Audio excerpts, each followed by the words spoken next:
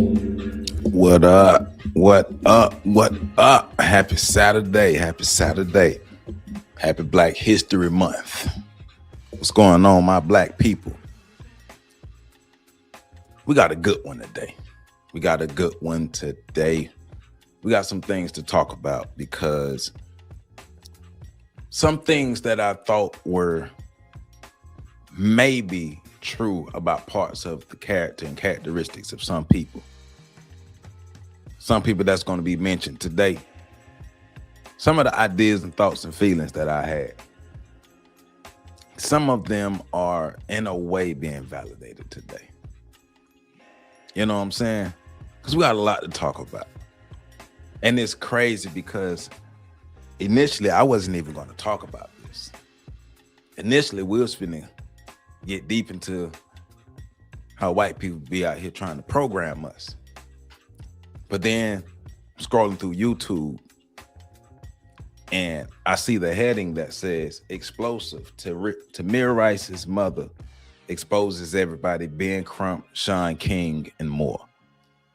And I'm like, oh shoot, what is this? And I didn't even really look at everything. I just saw the headline and I saw the face of Samaria Rice is her name. Tamir Rice's mother's name is Samaria Rice. So we're going to use her name. So I'm going to continue to say her name throughout this live stream. Samaria Rice is the name of Tamir Rice's mother.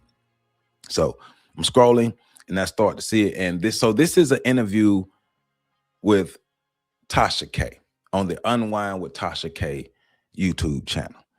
Now, I feel, Tasha K is Tasha K. So take Tasha K and stuff like that with a grain of salt. But I thought this was an interesting show to do because we looking at some of these so-called activists. And overall, how can we never really get real results from a lot of these so-called activists? You know what I'm saying? Like, how come we only get moral stuff and feel good stuff? We never really get real results from these so-called activists. So we're going to be looking at all that today because Miss Samaria Rice, I've watched a good deal of this, and Miss Samaria Rice she's telling her story. She's telling her truth. She's telling her experience about what she went through with these people. And she names the people that she's dealing with. Of course, talking about Ben Crump, talking about Tamika Mallory, talking about the Black Lives Matter movement, talking about Sean King. Those are people that she mentioned by name.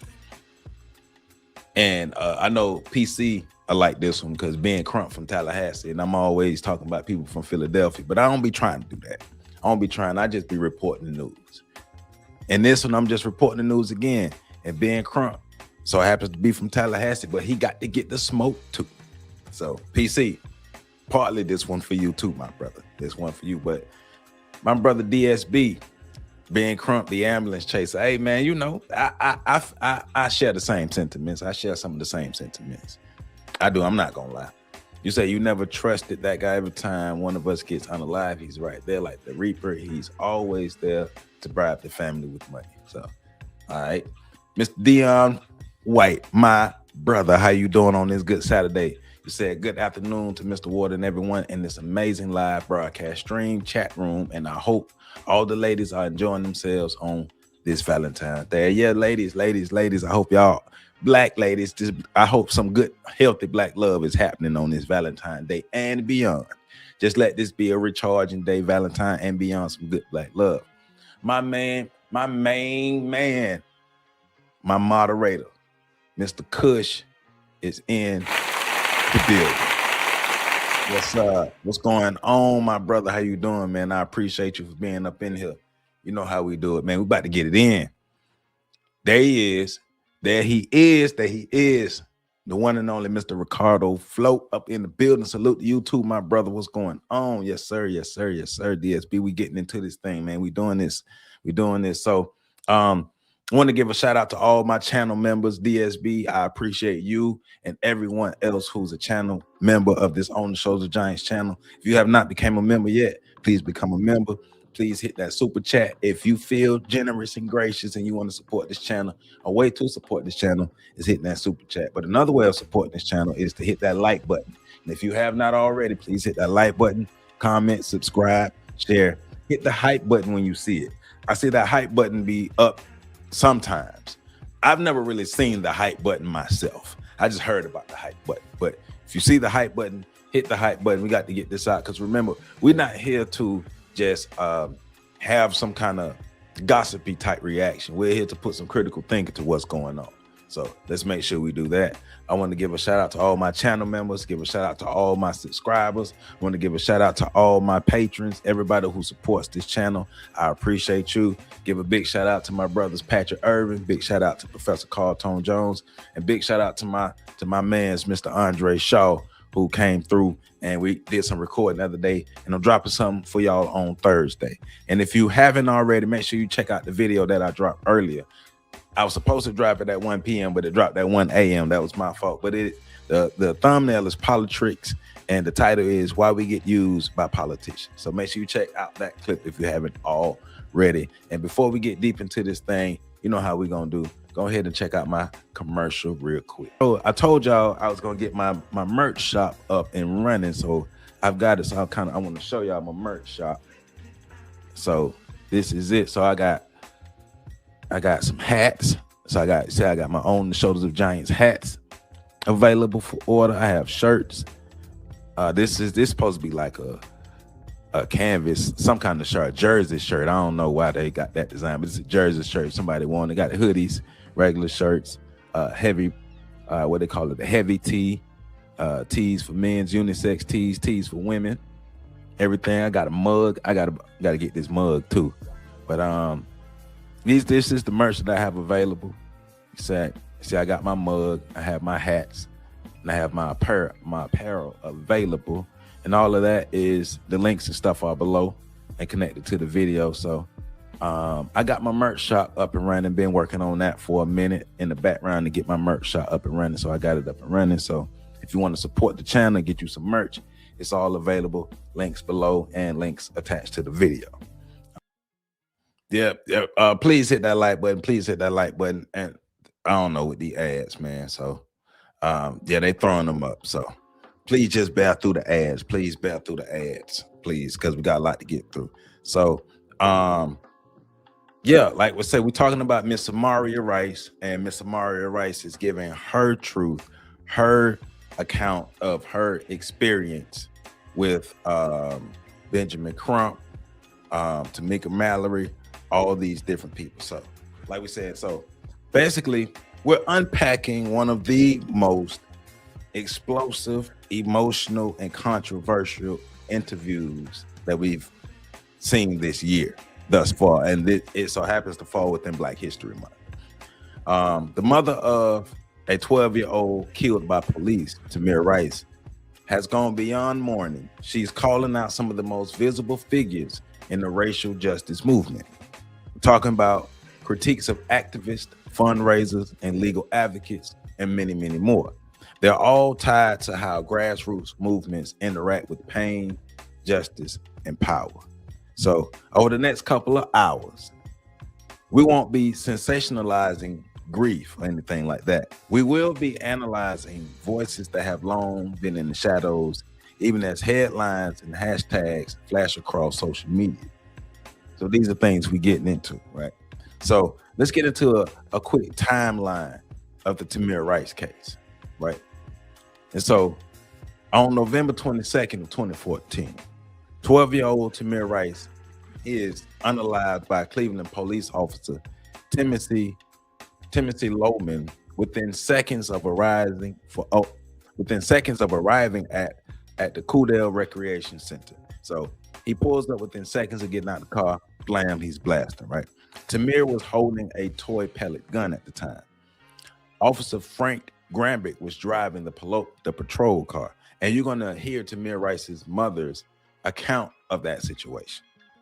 On November 23rd, through November 23rd through December of 2014, a whole lot of public protests and all that stuff began in Cleveland.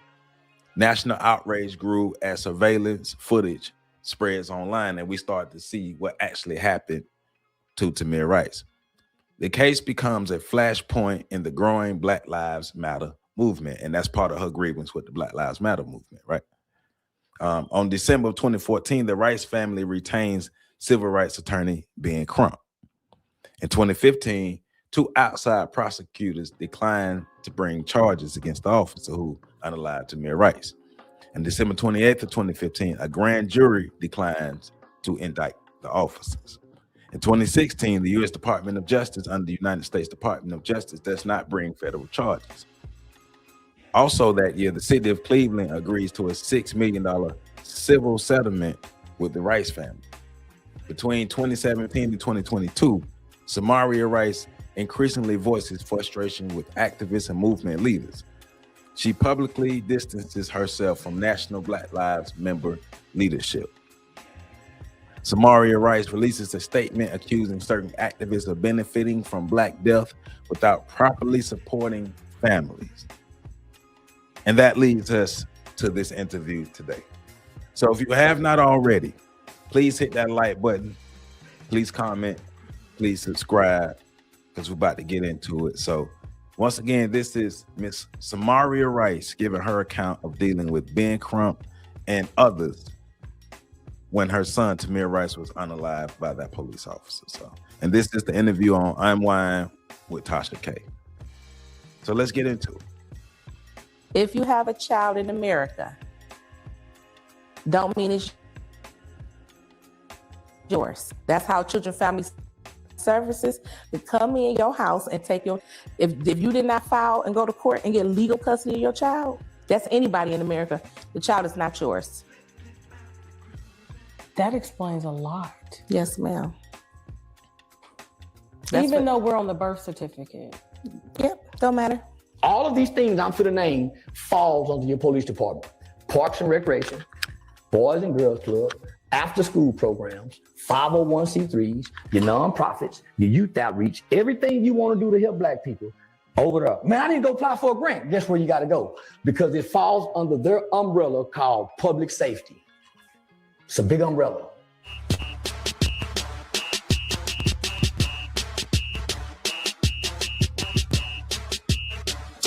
All right, so I'm excited to have, I gotta say, this first exclusive because you have not told your story. Well, I haven't told it since 2015, maybe 16.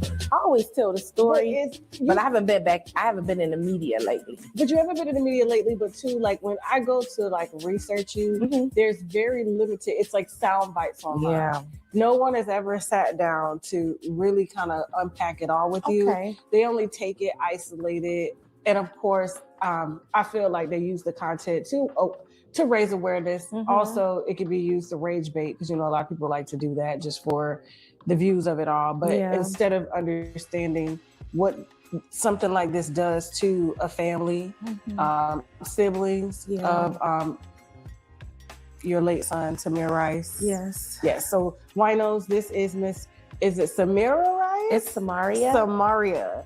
Is that what Tamir got his name from? Because it's similar. Well, I didn't know that Tamir and Taj were Arabic names, and my sister named them. I had already used all the T names I could think of on the other 2 kids, because all of the kids' name is T. Okay. It began with a TA. Okay. So she named Tamir, and my cousin named Taj. I didn't know what the name was. Let's get these likes up, please. And they have the same. Let's get these so likes they up, share please. the same father. So they're always like 2 peas in a bucket. Yeah, unfortunately. Okay. Yeah. Well, listen, she's all the way down here from you still live in Cleveland, Ohio. Okay. And we're in Atlanta, Georgia. And Charleston White, because I know y'all don't like him, hooked us up and thought that this would be the perfect platform for you to sit down, and I couldn't agree more. Thank you. Given the nature of what you've gone through and just the viewership that we have. There are mothers like you, there are women like you, they have brothers, they have dads, uncles. I mean, the thing that happened to you, and I think that's the reason why it was so shocking internationally, is because everyone knew that your son, unfortunately, was murdered. Yeah. By a police officer, not shot, not, I don't know, wrongfully. No, he was murdered. Yeah, executed. Yes. Without any questions, without saying, put your hands up. Yeah. And remember, no real justice was brought from his execution. No real justice, no real punishment, no real things happened like that from that, right? And yeah, things may have calmed down as far as being sensationalized in the media, but we still haven't progressed from these places though. We're still not, in a sense, safe from these things because we haven't even put real safeguards in place for ourselves. But this story is a sad story. It's not a good story. It's another story that leads to us distrusting ourselves, distrusting each other. But it also goes back to a lot of things that we read when we were reading The Miseducation of the Negro and talking about this miseducated class of so-called leaders who are in it for themselves and for the fame. And, like people have been saying, like ambulance chasing and trying to get their name out, which is sad. Because at the end of the day, the community really don't get better. But let's let them continue because she's about to get into it. Without saying, put the gun down. Normally, police have protocols as to how they go about, you got 5 seconds to drop the weapon. Yeah. You drop the weapon. If you don't, then of course they have probable cause to execute.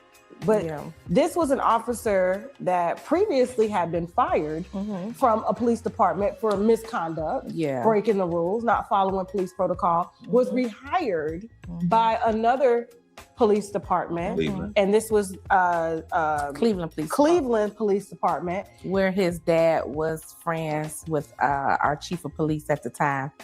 And that's how he probably slid through the cracks. He probably, I mean, we could say allegedly, but like it takes someone to know somebody. I got a friend right now. That. Yeah. Oh, absolutely. I got a friend right now that lives in Cleveland. Her husband's been a police officer for years, but he can't seem to get on the Cleveland Police Department, and he ain't got no murders or no bodies. It's not what you know, it's who you know.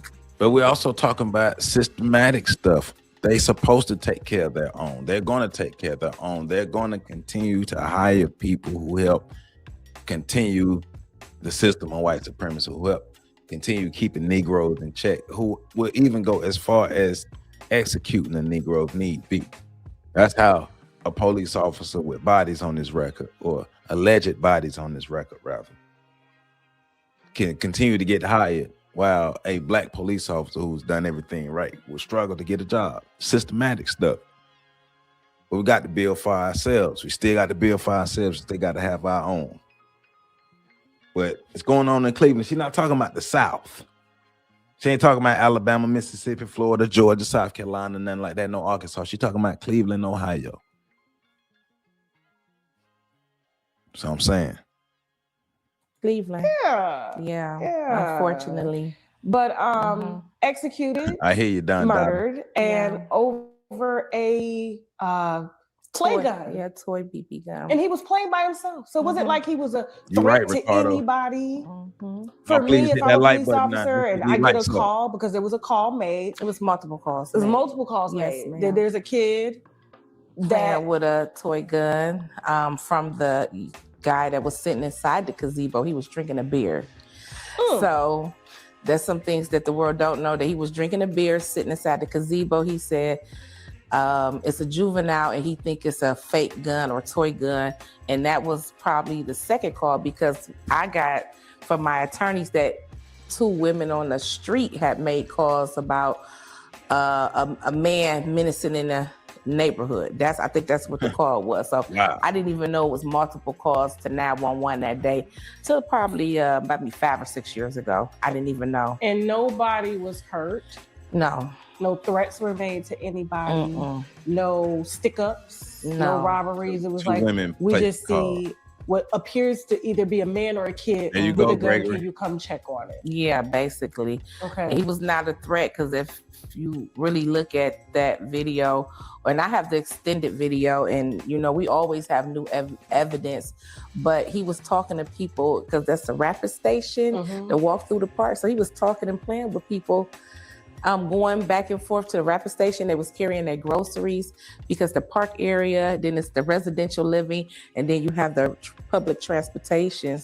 And so to your point, Gregory, you got to listen to how she describes what happens after the officer shows up and executes Tamir Rice. But she's talking about, she said the initial calls were two women. I'm gonna go out on a limb, say there were two white women who support the system of white supremacy.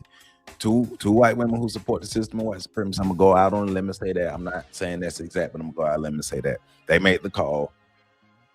And then another guy she's talking about, in the probably a white guy. She didn't say it, but somebody in the gazebo drinking the beer makes a call and says probably somebody playing with a gun. But the initial call said somebody's out being menacing, waving a gun. That they're describing a 12-year-old who's, as she's saying, at this time is playing with other children with the toy gun, who's interacting and playing with other children with the toy gun. A call is made to say that somebody is waving the gun and being menacing, and it's a 12-year-old. And the second call is, hey, it's probably a toy gun. But then the officer shows up on some Rambo stuff, and within 3 seconds of getting out of the car, he's pulling the trigger. And here we are today. Don't tell me this stuff ain't systematic. Don't tell me we crazy about the things that we be experiencing and we be saying. We ain't crazy. But we understand that we're fighting against a whole system that's designed to keep us down. One of the reasons why we're having this interview right here. One of the reasons why we're looking at this interview, rather. Because the things that she is describing is despicable. Ben Crump came out of nowhere, then all of a sudden. Well, see, so I'm from Tallahassee, Florida. So to me, Ben Crump didn't come out of nowhere. I get what you're saying. I do Park World. I get what you're saying. Ben lived here in Tallahassee with me. So I saw Ben come up via the Parks and Crump law firm here, and he was getting some momentum and then went national. So I saw it. But to the rest of the world, yes, he did come out of nowhere. You right. Said did the callers identify Tamir? I don't believe so, because if they're saying somebody's being menacing with a gun, I guarantee you they didn't describe Tamir as a child. I guarantee you they did. And Tamir looked like a child. So yeah. So yeah, he was playing, and when being a kid, his sister had just left him for a second because there was a lot of kids out there playing that day, and they had just went in the wreck to get water and use the restroom, and Tamir just stayed out there. I don't disagree, DSB. Yeah, I don't disagree. Yeah, it was a whole bunch of kids out there playing that day. Like I said, when we get a new prosecutor, hopefully they'll want to open Tamir Rice's case, and then I can present my new evidence. Because we know Timothy Loman never said, put your hands up. You couldn't have never said, put your hands up with the... And remember, Ben Crump is a civil rights attorney as well. He's not an attorney to get justice of the law. He's a civil rights attorney. So he's about going after the bag. The window still rolled up. That's with the window still rolled up. How can you do that? Listen to what she's saying now. Listen to what she's saying. Just seeing the video like I did, I know my son was scared when they put up on him. And my daughter, she was 14 years old. She was the third person on the scene. The two police officers did my daughter, and they tackled her and handcuffed her and put her in the back of the car. She was forced to watch her brother die.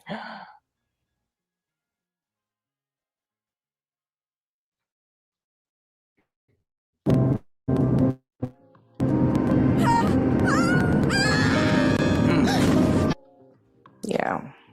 So I just never thought to sending two children out to play, I'm only gonna get one back. And then given an ultimatum by Cleveland police when I arrived on the scene to be quiet, relax, or I'm gonna put you back in the police car. That's what was told to me, because I was trying to get to my kids. I got one child screaming in the back of the police car. My 16-year-old, after getting a knock at the door, he runs across the street and they surround him, 8 police officers. Okay, I got a 16-year-old, a 14-year-old, and a 12-year-old. 10 police officers standing around my 12-year-old. I'm trying to get to him. They would never let me get to him. They told me to calm down or I was going to be put back in the police car.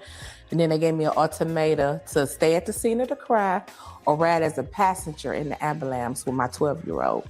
So I chose to go with the 12-year-old, and I had to leave 2 kids at the scene of a crime. I never got a chance to touch him. They told me he was evidence. That's crazy. That's crazy. But I want y'all to really pay attention to what she's saying as she's talking, especially as we move forward, because she's going to mention her level of academic achievement, her level of education, and how that plays into a little of the manipulation from the so-called activists that were there to help her. The Alberta Biv Show, you say, how can I get in touch with you? My family too has experienced injustices, but at the hands of other blankers or blacks, we call them doctors. Well, I tell you this, email me and we can talk, and I'll see if I can point you in the right direction of the right people who may be able to help you. Because I'm good at linking people. I'm real good at linking people. So email me and I'll work on linking you with the right people. So I say that because I will say that's not my lane, but I know people who may be able to help you in that. So I say that. Part 1 says 2 white kids with a real gun pointed the gun at cops. The cops didn't throw a bullet. I mean, because they're going to protect their own.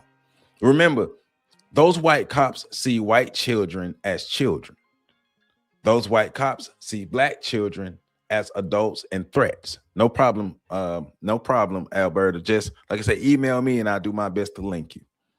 But white cops see black kids. Remember, young black boys are adultified by the time we're 10 years old. And then they rolled up with the intention to unalive. Harold Smiley says, Psalms, do not put your trust in any man. Yep. That's another day in the hells of North America, aka Babylon.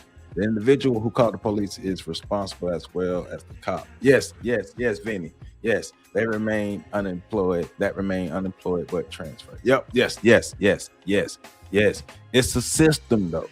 It's a system. I guarantee you some white woman put the call out and the white man pulled up to pull the trigger, right?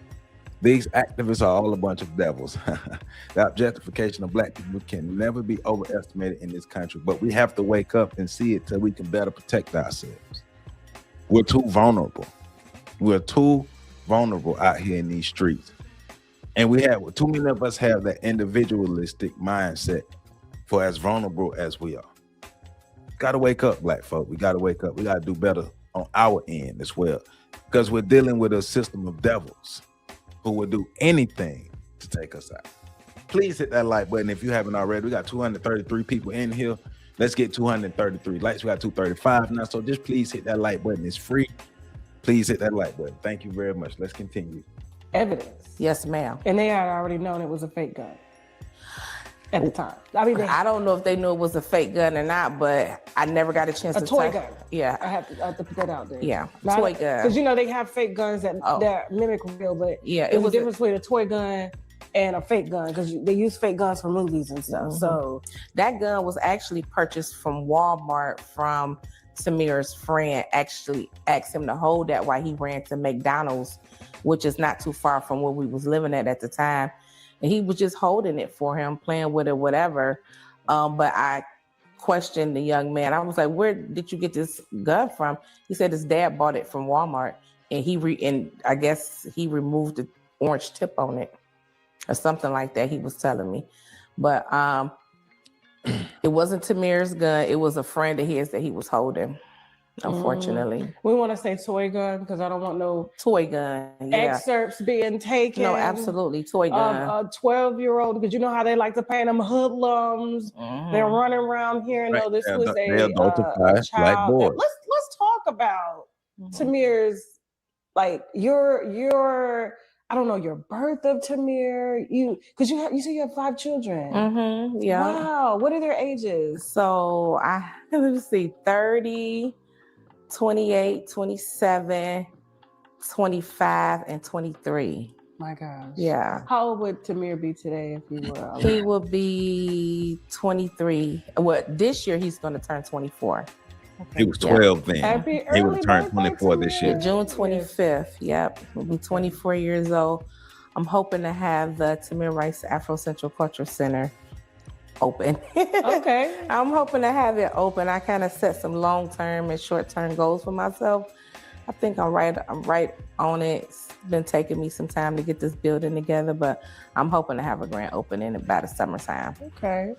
Well, tell us about, first of all, you're upgraded with five children. You busy. I'm super busy. I am super busy. Yeah. Well, I was. Okay. Now that the kids are Empty nest. grown, yeah. Amen. Let me just say that. But having 2 kids in school at the time of Tamir's murder, it was not easy. I had to kind of suppress my feelings and be that rock that my kids needed and not show any weakness just for them to get out of school.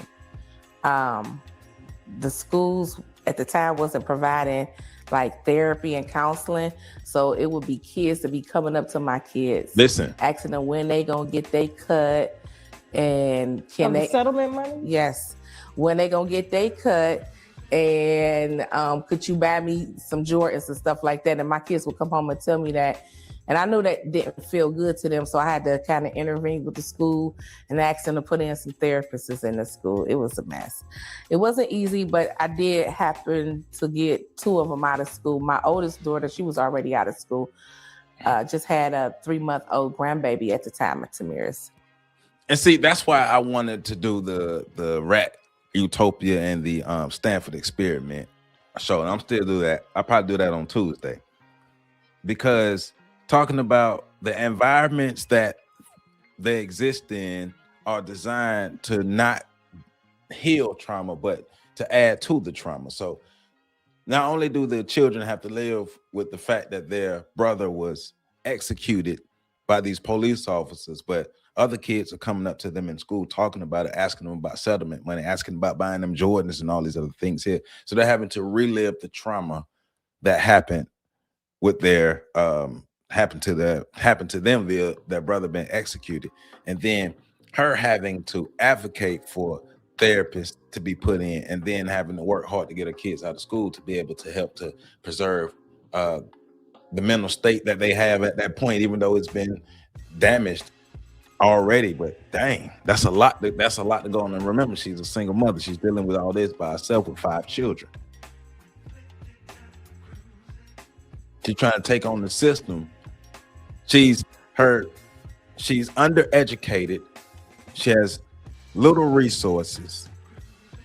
Her ability to advocate for herself is not what it needs to be as far as resource wise. I believe she has the voice, but at the same time, she's undereducated. So take those factors into account as we move forward. And she's talking about her dealing with Ben Crump and the others. Murder. Okay. Yeah. So she was out of school, working to get the other 2 out of school after being waltzed around the United States with Ben Crump. At the time, he was my attorney. He was the one I appreciate you, Dion. Gave Tamir the visual notoriety or whatnot when I obtained him as my attorney at the time.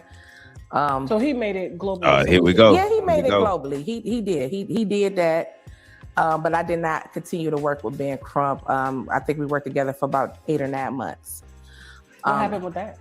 It just these civil rights attorneys. I mean, it's just constructive criticism. Ben at the time, I just didn't feel that he knew what he was doing. I was getting phone calls from other attorneys stating that he didn't know the law and stuff like that. So I wasn't feeling good about it. And my uncle he was like my help, right? Because I'm still distraught. I didn't get a chance to finish school and learn all the big words. So my uncle stepped in and helped me with my case. And we just wasn't getting the answers that I wanted or I needed. And I wasn't getting like paperwork when it came to motions being filed or even, contact. Anytime they contact with the prosecutor, I need to know everything was going on with my son. Yeah. You know what I'm saying? Everything. And I combed this case with a fine tooth comb. And I just wasn't sitting right with me. I didn't want to be tossing and turning saying, well, what if I didn't ask this? Or what if I didn't do this? So yeah, it just didn't work out in the end. And then I called the movement out years later. I don't know if you know I did that, but I called the movement out years later, and I just felt that he was avalanche chasing, cases, to be honest with you. He knows that. I say it to his face all the time. You said that to Big Crump? I have told that. Yeah, I told that to him. Yeah, I mean, at the end of the day, him and Al Sharpton and them, and at the time it was Tamika Mallory and Black Lives Matter and Sean King, like all of these folks, and nobody is showing us how to get no indictments. I had to let them know my son ain't no black. He's not a hustle. His death is not a hustle. So I just got a little aggravated because I kept seeing all of these activists doing things in memory of people's children, and we wasn't getting no real justice. Hey, I've been saying the stuff for years, but people keep ignoring me. Ain't nobody listening to me. Ain't nobody listening to little old Joseph down here in Tallahassee, Florida, the little skinny bald head. Ain't nobody listening to me. Because I be hating. But what are, like she's talking about, no problem, Alberta. Thank you very much. These tragedies happen to us within our community, and we get no real tangible outcomes, no real tangible solutions. Nothing real happens at the end of the day. But we know who these activists are. Because one of the things that she's talking about with this is, why are we just not learning her name? It's 2026, and we're just now learning her name via an interview with Tasha K. We didn't even know her name. All we knew was Tamir Rice's mother. We didn't even know her name. We knew more about the activists and everybody around the case, the so-called activists and everybody around the case. We knew more about them than we knew about her and the family. It was more about them getting their name out and becoming famous, being so-called Black excellence, so they could be at the BET Awards, so they could be at the NAACP Image Awards and all these different bougie boule Black people awards where we get nothing but symbolism because a couple people get dollars put in their pocket. They get them white supremacy crumbs dropped in their pocket because they out here doing just enough to not make the white folk mad, but just enough to keep the Black folk happy and not make the white folk mad. And these same people continue to get hired. People continue to reach out to them. I'm glad she's doing this, and I'm glad she's calling these names out. It's time for the fake to get exposed. You're right, Marimba Ani. She told us. Oh, Merhaba Abi. What does that mean? I'm sorry. I thought that was you saying Marimba Ani. The get back is gonna, hey man. Hey, we gotta wake up and we got to retrain our minds to make sure we can get that good get back. But we got to make sure that we're not rocking with these fake people no more. Right. We did not select them. But the problem is they get placed into our community and people decide to follow them because they look like they successful, because they have proximity to whiteness. Because remember, history tells us who the real and who's the fake. History tells us the real ones always getting railroaded. The real ones are always getting shadow banned. The real ones are the ones like Mumia Abu Jamal, who's a political prisoner. The real ones are people who are like Asada Shakur, who had to go seek asylum in a whole nother country. Real ones are the ones who are taken out, Medgar Evers and all these other peoples. The real ones who pose a real threat, who will really mobilize the people to empower ourselves and become a real threat to white supremacy, those real ones, they are compromised. But these other ones are able to go out and do just enough to still be out there and smile in front of the white people, because white people know at the end of the day, nothing tangible is coming out of this. They get dollars in their pocket. We know who they are, but it's 2026. It's February 2026. And until this interview come out, who really knew Samaria Rice's name? They just called it Tamir Rice's mother. If they even talked about her. This is wild. But despite all of this, black folks still gonna always support these sellouts. And that's the problem. Man. Y'all please don't support the sellouts and support folk like me and hit that like button, please. So let's let her keep talking.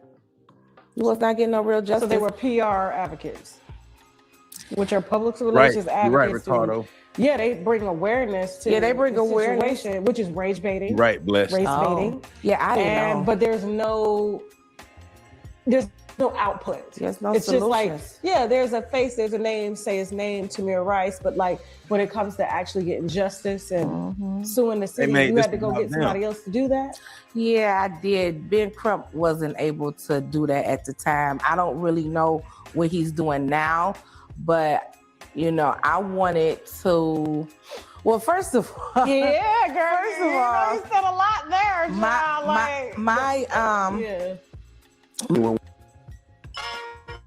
I wanted the word cuppa, right, Pat, as in cup of world, tea. no I more thought it'd be great to mix with hug. When I saw the we ain't fighting for nobody stressed else. out about anything, including death. There's so many other detriments to our lives, our health, our family. It's too short. My wrongful death docket was like 8 or 9 pages long. With Ben Crump? Yes. So when my third set of attorneys had got it, it ended up being 138 pages, 139 pages long. So I don't know what Ben Crump was doing. I don't know if he had the skills at the time to even take my case where it needed to be. You heard what she said? I wasn't trying to get just hurry up and settle out of court. I really wanted you to go in there and fight. And then, they just say he wasn't a great talker back then. So I just kept getting phone calls about him, Have you heard him talk? If you watch our Friday breakdown, we have a joke that we call, when we stumble over words, we call it Ben Crumping. When she's talking about him talking, right? You know what I'm saying? I'm just saying. He do Zulu. I appreciate you, my brother. I don't know nothing else to do but to tell the truth. Look, hey, I'm here in Tallahassee. I heard Ben Crump talk. I was like, for real? I know a lot of people gonna be mad at me, but I don't care. These are thoughts and feelings that I've had for a while, and I'm glad Samaria Rice is saying them. So if y'all ain't gonna like me no more, you ain't gonna like me, cool. If I ain't in the club, cool. I was never in the club in the first place. If folk in Tallahassee gonna be mad at me, damn it, be mad. But truth has to be exposed. This lady was taken advantage of by these people that she's exposing, which is sad.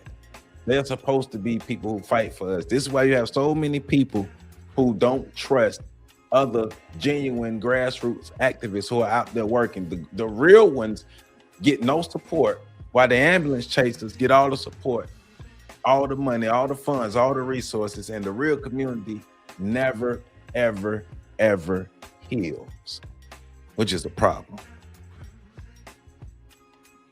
He's and not you saw it for yourself. And I saw it for myself. It's a lot of times that I had to suppress my feelings, and I wanted to express myself when I was on Good Morning America or the Today Show. And I remember him telling me nobody's going to pay an angry Black woman. So that's why y'all probably see me looking like a deer in the headlight, because I was not allowed to speak, you know, and I was just angry and mad and I couldn't get it out. Yeah, so he told you that no one would pay an angry Black woman. Yeah. Yeah. Unfortunately, it happens. We have what we consider, and I'm not saying that Ben Crump is this, but we do have a lot of clout chasers, and we've seen the demise of Black Lives Matter and where all that money was going. And I know they used Tamir's name to raise money for the organization. Did you get anything from Black Lives Matter? I was able to get something through my attorneys. Yeah, we was able to walk away with about $400,000 or $500,000 from Black Lives Matter for money that they raised. Yeah, but how much did they raise is the question. I probably never know. I'm still waiting on Sean King to pay me the rest of the $100,000 he owed Tamir for doing whatever he did in Tamir's name without my permission. So who knows? That's probably why y'all don't see him no more, because when I called out the movement a couple of years ago, you know, Sean King and especially Tamika Mallory, and I never met her, but I was just seeing how she was moving and I just didn't like it. I didn't like how she went from, I guess, the Me Too Act down to the Tatiana Jefferson, down to Breonna Taylor, then George Floyd. It just wasn't looking good to me. But when she went to Breonna Taylor, she did the awards was that year, and she had went on the stage with Lil Baby, and I got the text, and that's when I called everybody ambulance chaser, clout-chasing, and whatever. One of them Ivy League kids, colleges, one of them kids took that post and made it go viral. Next thing you know, I was being talked about in the clubhouse, the shade room, and everything else, and I ain't know nothing about it because I'm not a social media person all like that. And I had to get phone calls say, you're being talked about in the shade room, you're being talked about on clubhouse, because I had called the movement, and I almost had a heart attack off of that. But at the end of the day, I was just expressing my feelings because I got tired of it. Like, why are you on stage with Lil Baby? Where is Breonna Taylor, mama? And where's the rest of the families that need to be represented at that time? You know what Lil Baby got to do with that? But first, before we get to the Tamika Mallory stuff, the Sean King thing, like, until she said it, where the hell has Sean King been? Sean King came and went. He came and went. Sean King came, just did a lot of yelling and went away. Haven't seen him since. No results. He had the complexion to cross over, but no results. Sean King, where you at? What are the results at Sean King and then Tamika Mallory now? No results. Everybody want to be famous. The problem, one of the main problems with our community is, I call it Malcolm Nextism. Everybody want to be remembered. Everybody want to be the next, that next Black activist that Black people loves and beholds and everybody remembers. Nobody wants to get results. Forget your fame.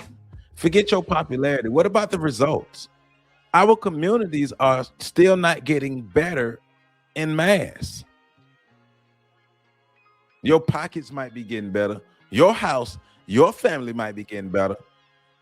But the community isn't. Why? Because you're greasing your pockets. BLM was a money grip. Indigenous warrior, I appreciate you, man. Now, we got to tell the truth. I don't care who it is, man. Hey, man, if I'm out here slipping, y'all in mass, tell me. Nobody is safe. Nobody is safe. We got to make sure our community is taken care of. We got to take care of the people. And Black Lives Matter, folk, man. We did, me, PC, and Pat did a breakdown on Black Lives Matter a while ago, years ago, at the height of Black Lives Matter. And that's before they changed their website when they was talking about destroying the nuclear family. We told everybody then that Black Lives Matter was full of shit. We told everybody then, when Black Lives Matter first hit the mainstream, when we looked at their website, we did a whole breakdown on them. We told everybody that Black Lives Matter was full of shit and we should not support them, and nobody listened to us. Well, many people didn't listen. But most people didn't listen. That's how they got away with laundering all that money. And here we are. We have to take some accountability as Black people, as Black America, in supporting these ambulance chasers. They shouldn't even have a platform to stand on by the time Tamir Rice came around, or even after that. No results, but everybody's still supporting these people. Why? In any other field. So if I cut your grass, if you hire me to cut your grass, I come by to cut your grass and I do a half-ass job, you gonna keep paying me to cut your grass? No. But we keep paying people to lie to us. We keep paying people to trick us. We keep, and not even paying them with money. We keep paying them with our votes. We keep paying them with our energy. We keep paying them with our time. We keep paying them with our attention. They have platforms and they're able to live these lives that they are able to live, and they're able to enrich themselves and their families off the pain and the blood and the tears and the misery of us, which is crazy. We got to be better. Come on. I'm saying, so I just Please get these likes up. I don't like the clout when it comes to the activists and you out there speaking the name, and we don't have no real results in the end. You know, it's just for recognition, awareness. That's cool and all, but we need some indictments and we need some convictions. It's too many of us have lost our lives with no real accountability, and that's sickening. It's very hopeful for this country. Yeah, I'm gonna tell you that now. It's very hopeful. I'm not for sure how George Floyd and Sia Macy was able to get convictions. Maybe because there was a video. I have a video and I don't have no conviction. And my son was a baby. So at the end of the day, I don't know what's going on up in them courthouses and what favoritisms is going on. I don't know. But the state of Ohio was crucial. That's what I'm going to tell you. It's real crucial. I don't know if you know anything about the state of Ohio, but it's very crucial up there. You know, they got more babies hidden in basements that they don't know about than any other state in the world.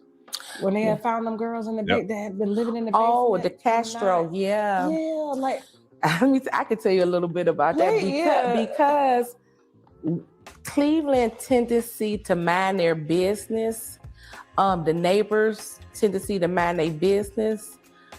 I can't understand how nobody, and they sent police out there, but Cleveland police don't ever do their job correctly. It's the summertime, it's boards on the windows, and you see somebody coming in and out. All the boards is boarded up. That should have been a red flag there. All of that stuff that was in the backyard, the pool, how it was set up and everything. I mean, whatever, it was like a little baby pool. That should have been a red flag. It's multiple things should have been a red flag, and then it takes for the guy to walk down the street to hear them say help. We would have never knew nothing if it hadn't been for that episode that happened. I'm gonna just be honest with you, because nobody kind of pries in each other's business, which is sad. But Cleveland police, they don't do their job, and they still not doing their job. They still not even in compliance. We've been under a consent decree since 2015. Because of what? Because of the useful force in Cuyahoga County. They like to use useful force in Cuyahoga County. From my understanding, this is like the third or fourth consent decree within the last 30, 40 years. So they keep, meaning that the feds keep coming in to investigate them. Somehow they kind of pass or whatever, and they come back out. But this is the first time we had a federal judge over our consent decree, and we are still not in compliance, which is, I don't understand how they're not in compliance with whatever they need to be in compliance with on that sheet. But can't they cut federal funding to the police department if they're not in compliance? Why do they keep funding them? I don't know. Ohio is a different type of state. I don't know. I will hope that they could cut the funding and put some professors in there to teach some of these. And so I do want to say this a little bit about police funding and police presence. So what a lot of Black people don't know, or I would say many Black people may not know, and a good number of Black people do know, but there are a lot of Black people, because remember, all skin ain't kin. There are a lot of Black people who are behind the okaying or behind the pushing of making sure you have extra police presence in Black communities, or making sure that the funding continues to go in places where it's militaristic and there's arms in place, like the police department and all these other things. America funds war on all fronts. Remember that, because this is war. This is war that we're in. This racial stuff, this is war. America funds war on all fronts. So funding for police departments will always be there. It's a part of the warfare. That's what America does. America is not going to take away from that until America changes. But also the presence of police in Black communities, a lot of Black people are behind that. A lot of Black people are the ones who are asking for the police presence. A lot of Black people are the ones who are advocating for it. A lot of the Black people are the ones who are going down and being in these places, talking to these police officers, talking in these city commission meetings, talking in these county commission meetings. Because remember, the majority of the community not going to these meetings because they can't. So you have the people who look like our community, who may live in our community, but they're not for our community. They're for themselves and they're for the white folk, and they have great disdain for other Black people. So they work behind the scenes and work hard to make sure that we have destruction and trauma continuing in our community. Police officers, when it comes to the delicacy of the mind and how delicate it is, a lot of them need, most of the police officers need like a sociology degree or something like that, for they can understand when you approaching a human being, it's a certain way you're supposed to act. And that's what we missing. The same training they do when it's, when kidnaps are involved and there's ransom, how they'll have somebody come in to emotionally stabilize the situation and de-escalate. Yeah. So they seem to de-escalation should be their main thing. Because when you do, like, I don't know if you travel a lot. I travel so much, but it's like the things that we hear about here in the States, you don't hear about that. Like in other countries, you don't see schools getting shot up. You don't see kids getting shot by police officers. There are some countries where police officers are not even allowed to carry guns. They're only batons or that's it, you know, because they're taught to de-escalate the situation. Like, we don't need to use violence with violence, but because, you know, I guess the United States is built on, you know, we got the right to bear arms. They're afraid of us. Yeah, it's a mess. They're not I wish we afraid of didn't us. have no guns over here, but and the people that do have the guns, they just need to be accountable for it. You know, even if Tamir was a grown adult, the NRA did not speak up for him because we live in an open carry state. They don't know if Tamir had a license to carry a gun or not if he was an adult. How do you just come up like you the Wild Wild West and take somebody's life? Well, remember, Ben Crump is not getting any convictions. Ben Crump is a civil rights lawyer, so Ben Crump can only get settlements. Like, he's a civil rights attorney. He's not like a legal attorney as far as getting convictions and things like that. So Ben Crump, when Ben Crump is there, it's for a civil lawsuit.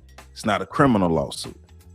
So that's the difference between like a Ben Crump and them when they're going out and working with the police, working to get so-called justice. He's a civil rights attorney. And to somebody who said, where you at? MVRX. I understand police are locally funded, but we're talking about the culture of America. The culture of America in these places that they're talking about going to continue to fund war on all fronts and all costs. And that is within that area. I know how cities are ran, but I know how culture is ran too. And the overall culture is going to dictate what happens on these local levels. We live in an open carry state. They could approach him and ask him anything. If they really thought he was a grown man, you know, he could have had his license, his little license, CCW license in his pocket. So they do not take accountability. And that's another thing. Like the NRA should have stood up and said something for all people that got shot by the police, where they always say it's a gun involved, because they don't even know if some people have license to carry guns.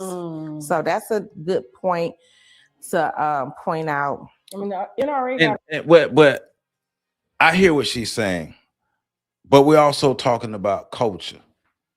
Well, we're talking about culture. We're talking about societal norms, the way America exists. America was founded or was established via guns, via violence, via war. That's why we have the amendment to be able to bear arms.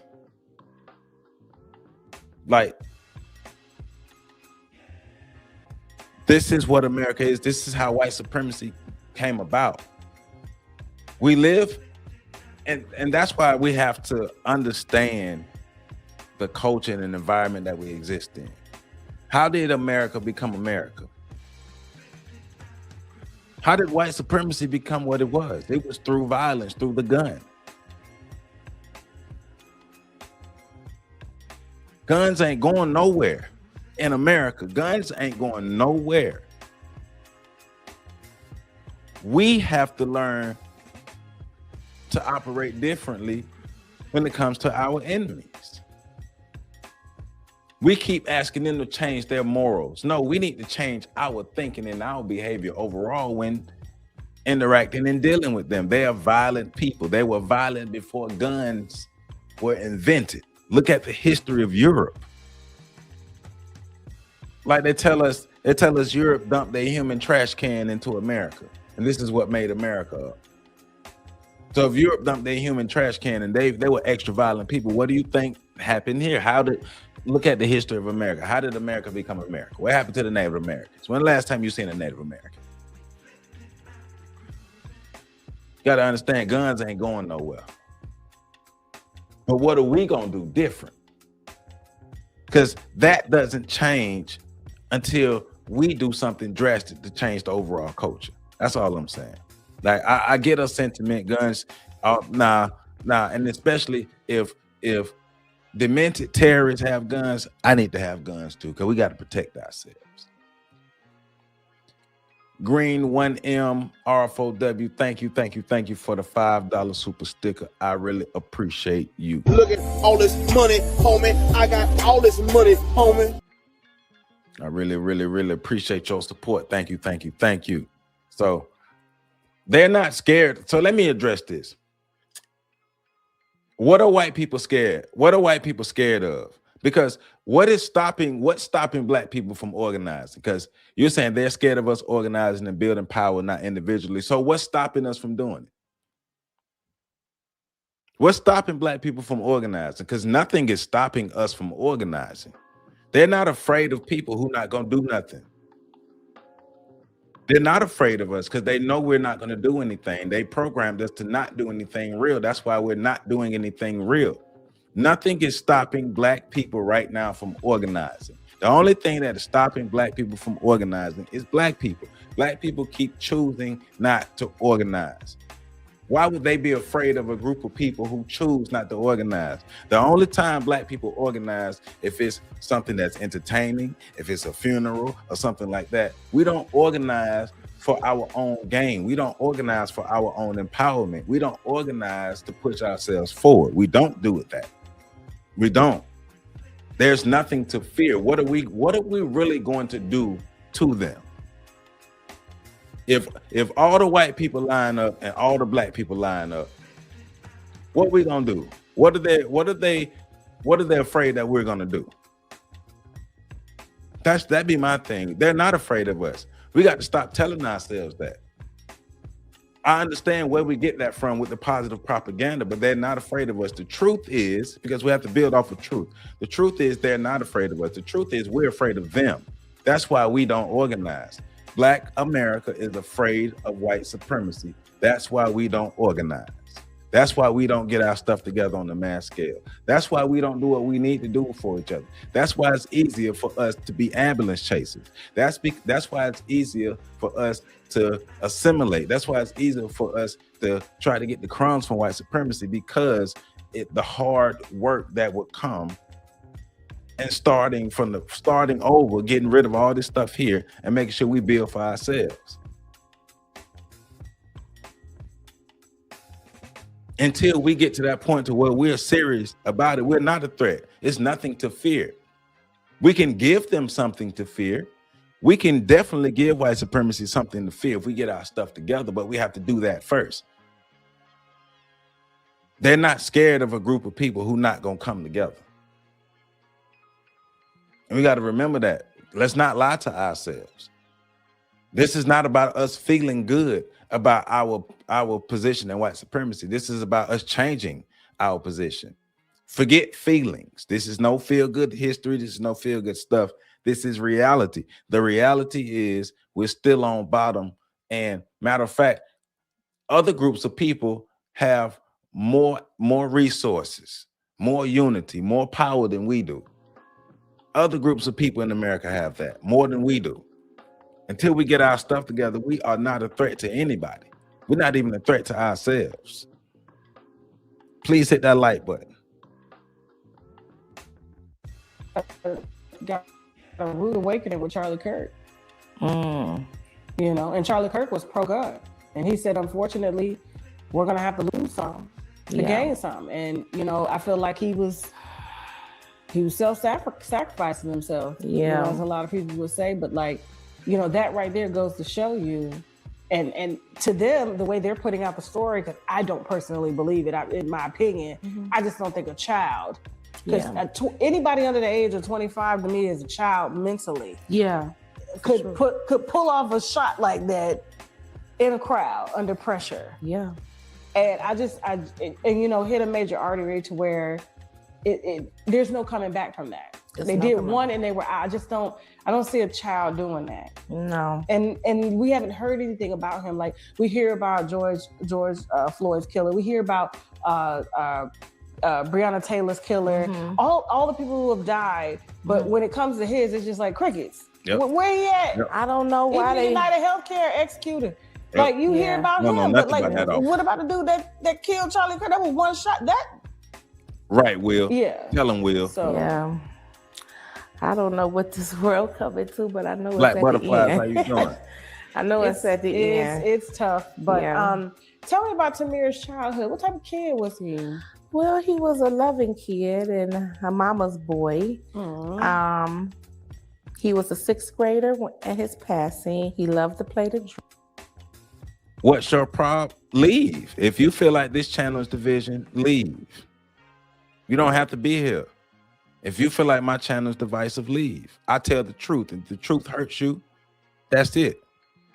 Leave if you feel like I'm divisive. But what we're not going to do is sit around here and lie to ourselves. White people, what are they scared of? Show me one tangible, concrete thing we've done in the last 30 years that make them afraid of us. If you think this channel is divisive, leave. Y'all act like you have to be here. This is YouTube. You got a choice. Go choose to be somewhere else. But you here because you know I'm telling the truth. That's why you here, because you know I'm telling the truth. Drums. He also was part of the art community because he liked to draw and paint those Beat Boy things. He used to draw Beat Boys and the kind of car lowriders. So he liked to do stuff like that. He also liked to play video games and play sports, really like what the normal American child likes to do, because he really was a all-American kid, you know, from playing football, from playing basketball, shooting 3-pointers with the big boys, from helping the little kids at the recreation center or even at his school, because he was almost like the tallest one in his class. So they would have to put him to work and have him reach stuff that, you know, some of the teachers probably couldn't reach. But he was a loving kid, very loving. He will still let me hold him at the age of 11. He was still playing with toys at the age of 11. He was still watching Curious George and the Big Red Dog. Like, he was transitioning, you know. He was only 12 for 5 months. So he was transitioning from, you know, a kid to almost like a preteen. So yeah, no issues in school. Never No. got in trouble. Oh no, he never got suspended. Okay. He just had his normal. I feel you, Jay. I think kids have their own behavior issues in school, but never suspended. Just very energetic. You had to put a program together for him, because if not, he will put a program together for you. But yeah, he was just an all-loving child, to be honest with you. Very loving, very executed by these monsters. Affectionate. He suffered separation anxiety from me, because I had such a horrible pregnancy with him. I was homeless in a shelter. Wow. Just coming out of domestic violence relationship with his dad. Wow. And that was probably one of my worst pregnancies. I cried for 6 months. I didn't gain no weight. Yeah, So wow, that's a lot. Tamir was born in trauma. Wow, that's a lot. That's a lot to deal with. I feel so bad for her. Tamir was born in trauma. And then she's talking about he had separation anxiety, and then having to deal with the situation with the officer. And I just imagine how afraid he was in that moment, in those moments when Buddy just jumped out the car, not saying nothing and just firing.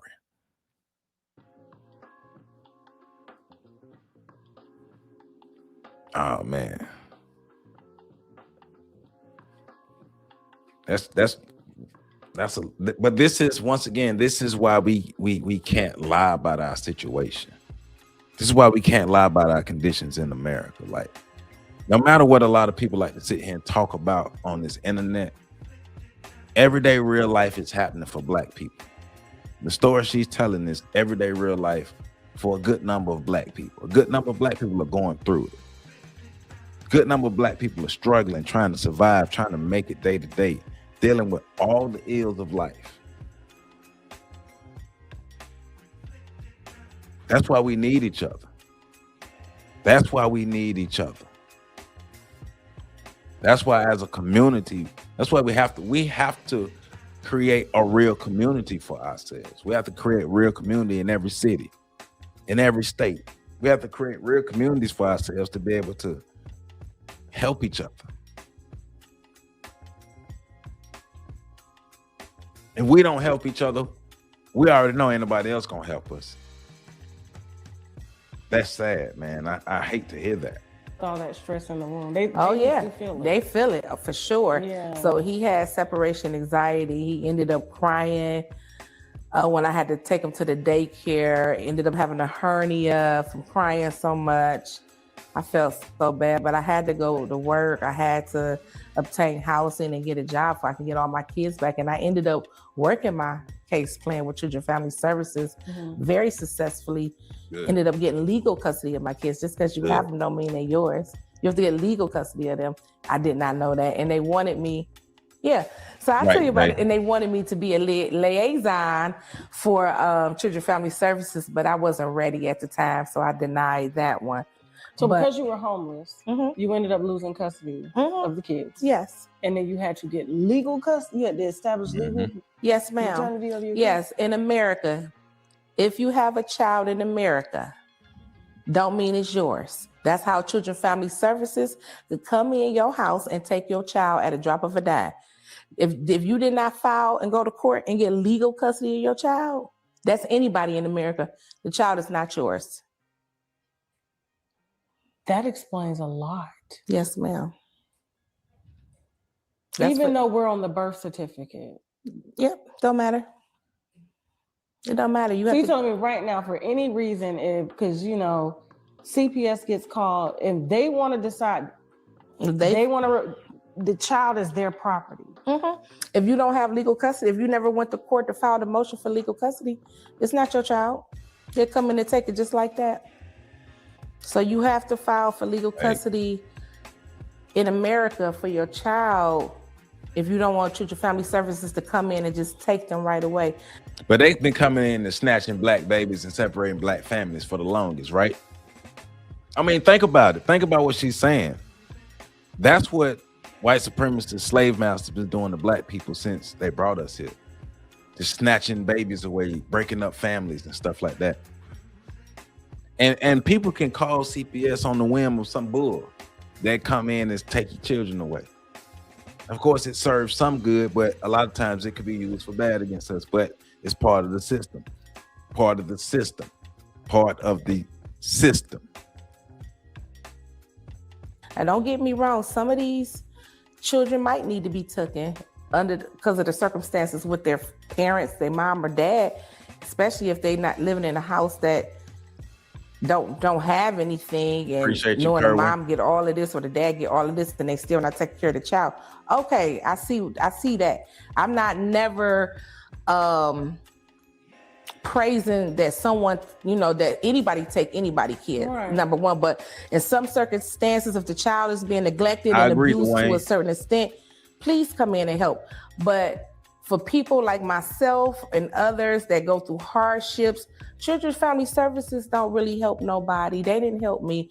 The only thing they was able to do for me is show me what a shelter was. Yeah, and maybe write a referral for me to go. Maybe gave me some bus tickets, and that's about it. I had to work my own case plan, which was domestic violence parenting class. Then I had to get housing and obtain a job. And I did all of that. So you were ultimately punished little young baby thug by the state for coming out of a situation that caused you harm, your unborn child at the time harm, your other children, because you have 5 children, and they made you go through all of this to just get your children back and to stabilize you. But where's the father? I gotta say, you were the only. So I like I say, I've been working in human services for the past 16 years, and the things that she's talking about, she's not lying. She's not lying. A lot of these social services don't help. They do more harm than help. And if you're not a person who have gumption about yourself, if you're not a person who have that fire in your belly, if you're not a person who may not have the proper advocates for yourself or people in your corner that's going to really fight for you, you're going to fall through the cracks. You're not going to successfully be able to navigate the system and access the resources the way they say the system is designed. And I'm saying it like that. The way they say the system is designed to give help. A lot of these systems are designed to keep the bull going. A lot of these people who are in these positions don't give a damn. It's just a job to them. So they're just coming to work, just trying to get a check. And they're not really helping people. You heard her, she had to help herself through the plan. She had to walk herself through the plan. If she didn't have the gumption, we probably wouldn't even be talking to her right now. But I wish we wouldn't have been talking to her under these circumstances. The system is predatory. The system is predatory. The system is designed to chew people up and spit them out. The social service system, this medical system, this the correctional system, all these different types of systems are not designed for the people. And then the systems are overloaded with people who need help. The people who work in these systems, it's not enough of them. It's not enough. Yes, we want our public defenders to be better, but if you got 150 cases, how can you be better? Like it's cyclical. That's why community is needed.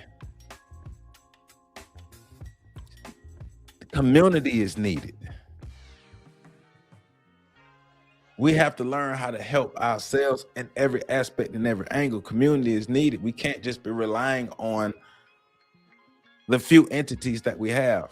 Like here in Tallahassee, there's a few entities that are serving this whole city. And not just this whole city.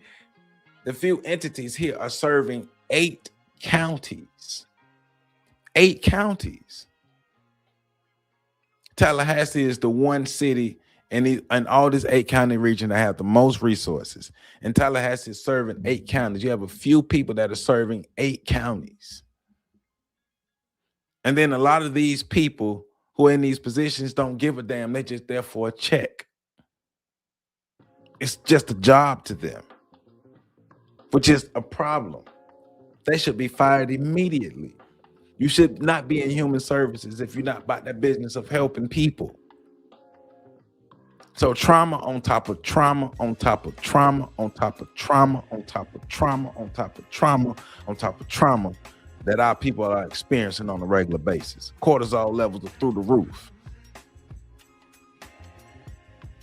We got to change. We got to have a change. We got to have a drastic change now. Please hit that like button, y'all. Please hit that like button. We got 468 in here. Let's get 468 likes. All you got to do is just hit that like button, please. Let's do it. Thank you. One that has been able to get a formal statement from Bashir regarding the allegations that Bilal had mentioned on our platform regarding Will Smith and Charlie Mack and Diddy allegedly daddies, and they were all established because they make you daddies, and they were all established because they make you establish fraternity when you have an open case. That they all was paying child support at one point in time.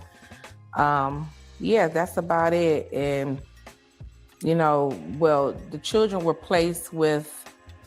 So my oldest was placed with the grandmother, which is the dad's father. My mom wasn't around. And my son's father, he went with him. And then my dear Tajay, my baby girl, she went with my cousin. I didn't really have nobody to take her. Her dad couldn't take her because we was in a domestic violence situation. So I had to let my cousin take her. And yeah, so I had to obtain housing and a job in order to get my kids back. And that's what I did. I was able to do that. And I went to court to get legal custody. And I didn't quite understand what they meant by legal custody, but when that paper said legal custody, I said, oh, this is what they mean. It got to say legal custody, because if you ain't got legal custody, don't matter what's going on in the household. So if parents are out there watching now and they wanted to go establish legal custody right now of their kids, basically it makes it harder for the state to come in and take them. They should just go file a motion for legal custody at juvenile court. Basically, that's it. And I'm about to do that. See, I'm not an expert in none of this, so I got to go and do some research on all that she's saying. I can't say that she's telling the truth or she's lying. I'm not an expert on this. This is my first time hearing stuff like this, so I'm definitely going to ask more questions and do more research, so I can come back and give y'all some updates on it. And some of y'all, if you already know, give us some updates in the comments. But I'm definitely going to look at this more because this is my first time hearing information like this. So. Yeah, everybody should do it. Yeah, because people taught me something new. You know. Yeah, so it's really unfortunately how they take our babies, and our babies don't even make it out the system. You know, sometimes we hear so much bad things about children, family services, and certain institutions and stuff like that, and people don't even never make it out from neglect or having the wrong people overseeing things, you know, because some of them foster parents, they're terrible. They're terrible. It's like you go from one enemy to another. As far as Tamir's dad, has he been a part of Tamir's life? No, we don't really talk about him as much. No. Even after? No, nothing. It's a lot of bad blood between us, so I just leave it there. No support from him, the family, or anything. We have 2 children together. We have Tajay and we have Tamir. Even after Tamir's death, I have still not got any support. She's 25 now, but I still have not got no support, no nothing. Right. So he's behind on child support. Well, no, he's not behind on child support. I guess it's over when she turned 18. It's not, because it could be rearage if he didn't pay when she was. Oh, well. You can go right now and still establish. He get disability, so maybe they probably can't do anything. I don't know. They can't. They'll hit the disability check. Only reason I know this is because my mama got rearage from my dad. And I was 23 because I was pregnant with my daughter at the time and married. And he was like, hey, I need you to help me. Your mom, I got to go to court tomorrow. Well, Connor, the thing is, right. Yeah. If you build it, you must protect it. If you build it, you must protect it. I say it all the time, but you still have to build. But if you build, you must protect it. I agree. Build it and protect it. You got to learn from history. Continue to build, but learn how to protect. And she says that I owe her. If I don't pay this, they're going to put me in jail. And it's rearage. So she was still collecting Wow. a check up until I was 23. I ended up paying it because I didn't want him to go to jail. Wow. You know, I stay out. They stuff. If she was to call me and ask the same thing, I would do it for her. You know, I just like, all right, Dad, I got you. Paying my own child support. What to do? But you could still pretty much collect on that. It doesn't matter. Well, Tajay was getting her own check at one point in time. She doesn't get it anymore because of the settlement and how she lives off of her trust fund right now. And I was gonna say, did he try to come around when you got that check? Well, he got his portion. So in the state of Ohio, it doesn't matter if he never paid child support. From what they told me, they recognize that he lost a child.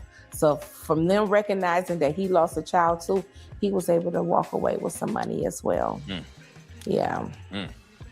Yeah. In addition to the $6 million, because that's addition. No, that's within the $6 million. Yeah, that's within the. I would have thought settlement of $6 million. I tried. Like, he don't have legal custody. I tried, and that magistrate was not having it. There's some scary white man in the city of Cleveland, especially at that probate. That probate department, it's like a mobster being run down there. You hear me? Yep, Kerwin. It's scary. That's all I gotta say. If you don't know what you're doing, you better find somebody to do. Because when you go in that probate building, you have to know what you're doing. Them people do not play, and that's where all the decisions being made about money and property and assets and stuff like that. They give me a headache. I feel like I gotta go to school to be a lawyer just to deal with them. But it's a lot. They probably don't even know their job. It's a lot. Some of them courthouses, they got all their paperwork. It's like, do y'all know what y'all doing down It's here? a lot to deal with, and the magistrate just wouldn't let up. But Right, I don't think that magistrate is there anymore. So I'm happy about that. But we still have to deal with Anthony Russo was the judge for us in probate. The person for the settlement case. Yeah, for the settlement case. Yeah, Okay. Judge Anthony Russo. So I probably will be revisiting him in the future because my daughter is still living off of her trust fund. And I need to kind of adjust it because when they did it, she was 17. So I need to adjust it to now she's an adult for things can run a little bit smoother. But Cuyahoga County is very crucial. I'm going to just be honest with you. It's crucial up there. I know we got a lot of states that's similar or cities that's similar, but ain't nothing like Cuyahoga County, Cleveland. I'm going to be Cleveland. So, it's the trenches, man. It's like cutthroat. I heard somebody say that the other day. It's like cutthroat in Cleveland, for sure. Cutthroat. It's like crabs in a bucket. I have a team member that's from Cleveland, and he can't stand it. He's like, I'm never going back. I'm never establishing residency there. Cleveland set up like any other city. Same thing people say here in little old Tallahassee. Our city commission, our county commission, our government, trash. It works for those who it grieves the palms of, but the majority of the people, trash for them. They get no help. You get nothing out of it. Cleveland is no different from all these other places, especially areas where there are large black populations. A lot of black people are hurting out here. A lot of black people are going through trauma, but it is systematic. It's set up to be that way. It's set up to make sure that the poor stay poor and the rich or the powerful keep their positions. It's not this thing is not designed to really uplift people en masse. It cherry picks those that they feel will be a contributor to the system of white supremacy. This is not designed to uplift us. And we got to remember to look at America and not look at something that's designed to uplift us. No, it's designed to maintain white supremacy. And remember, when it comes, I see y'all talking about the rights. Remember, how do we enforce and protect our rights? Power and might. You enforce and protect your rights through power and might. Renee, what's going on, my sister? You here? That's all that matters. You here? Power and might is how we protect our rights. And if you don't have power and might, you don't have rights, or your rights will be given to you, or your rights can be taken away from you. And remember, if your rights can be given to you and taken away from you, you don't have rights. But we can put ourselves in a position to be powerful. We can put ourselves in that position. Look, freedom is waiting on us. Liberation is waiting on us. It's waiting on us. Let's keep going. I can't deal. He said in his, and you could tell like he was raised with some type of trauma, not from his family, but from living in Cleveland. I'm a black man. Are they finna come get me? And yeah, I'm like, it's scary. Dude, you safe, man. We in corporate America. What is you doing? But he still, you could tell by the way you he go, was Will. No, you don't And know you these go, police. Will. You don't know these. In Cleveland, people. they real rough and they're real rough and well, how can I say you don't know if you can get a bad one or a good one that day. Let me just say that. And the way that they train these officers, I don't think they're training them correctly because how do you get 20 hours worth of firearms? Is firearm training? Training? Is that it? 20 hours? They need more than 20 hours. And they need a certificate for them to pass a psychological test. I told them to take some of that money that people want to defund from them. Go get a professor from a university and bring them in to teach one of them academy classes and get them a sociology certificate. You know what I'm saying? I didn't know all you had to do was have a high school diploma to be a police officer. Yeah. They don't require anything. They need to require a whole lot to be a police officer. But police officers were never created to be those humane civil people. You have a few people who are police officers who perform those roles. But the slave patrols were never created to be humane. I'm gonna say that like that again. The slave patrols were never created to be humane. One more time, Dr. Umar style. Slave patrols were never created to be humane. We need to understand that and act accordingly. If the slave patrol were not created to be humane, how do we move when we encounter them? How do we protect ourselves? Being able to understand that's why knowing your history is important.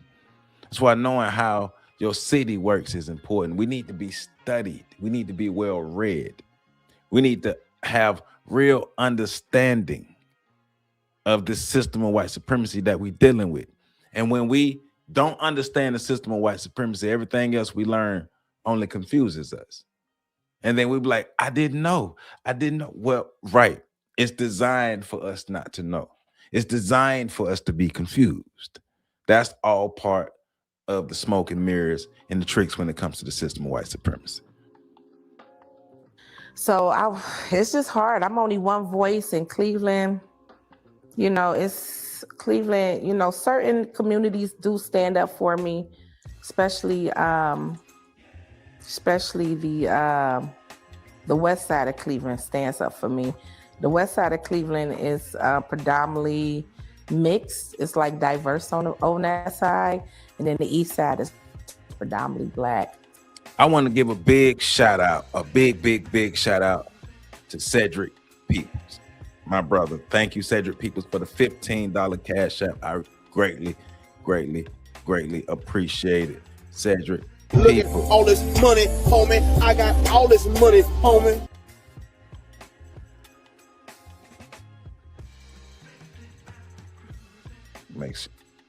I appreciate it. Thank you, my brother. Thank you. It's not too much diverse. So a lot of my support comes from the west side of Cleveland, where they just come up and show up for Tamir and myself whenever I want to do something in the city. And I'm very appreciative of that.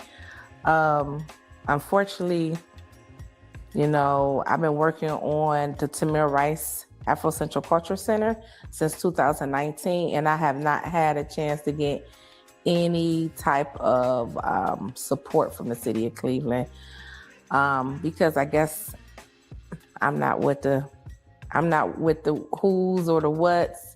You ain't with and I kind of just stand alone because I don't want to be used by the city. If you're not a part of the secret society people, the swinger club people, the booty grabbing people, the backdoorian people, all the strange things people. A lot of people don't realize when you're trying to move up in these organizations and these groups and these things to be able to get real some kind of something. Because remember, she's talking about not joining the club of the people who take the crumbs off the system of white supremacy. And these people do strange things to be in line to get crumbs off the white supremacy table. These people are willing to give up their bodies and all their holes to be close to these people, to be a part of these groups and these organizations, to be around in these spheres. They're willing to give up all of their holes, which is a problem. You got to do something strange to be in some of these circles. City of Cleveland, because they didn't use me so much. I don't want to continue to be used. What you mean? Right. I just think that,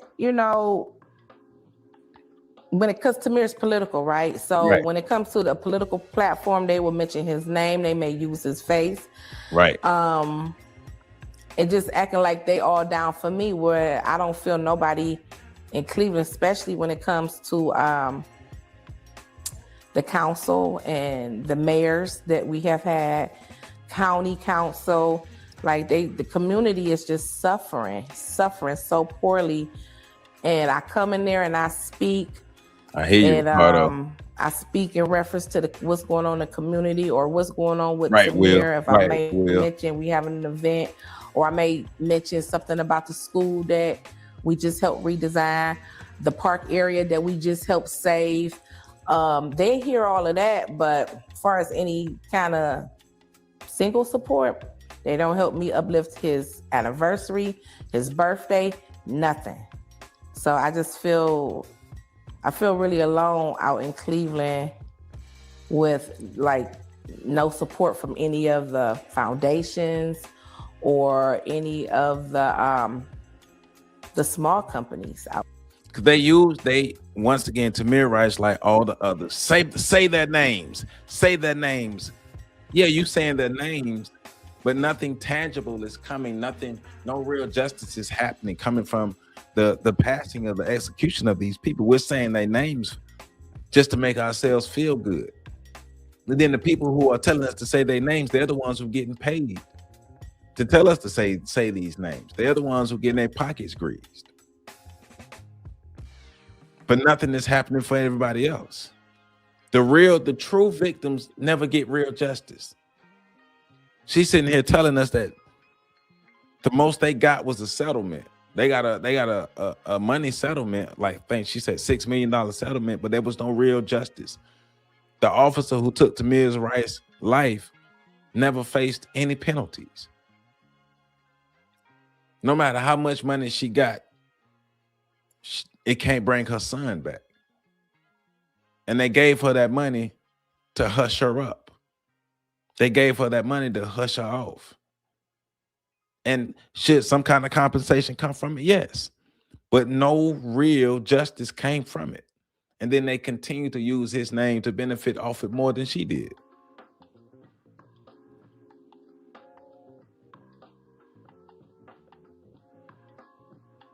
Hey. Out there, that should be coming in to say, hey, she's doing a great thing. Let's support this lady. I ain't doing nothing but trying to do after school programming because our school system, yeah, they say it's a C. I don't know how it was a C when it was just the F and the D 2 years ago. They closing half of the schools, they combining them, and our children just be on the corner. And I just didn't want to continue to see that. So I did the Tamir Rice Foundation, which we developed the Tamir Rice Afro Central Culture Center, where we provide after school free programming for our inner city children.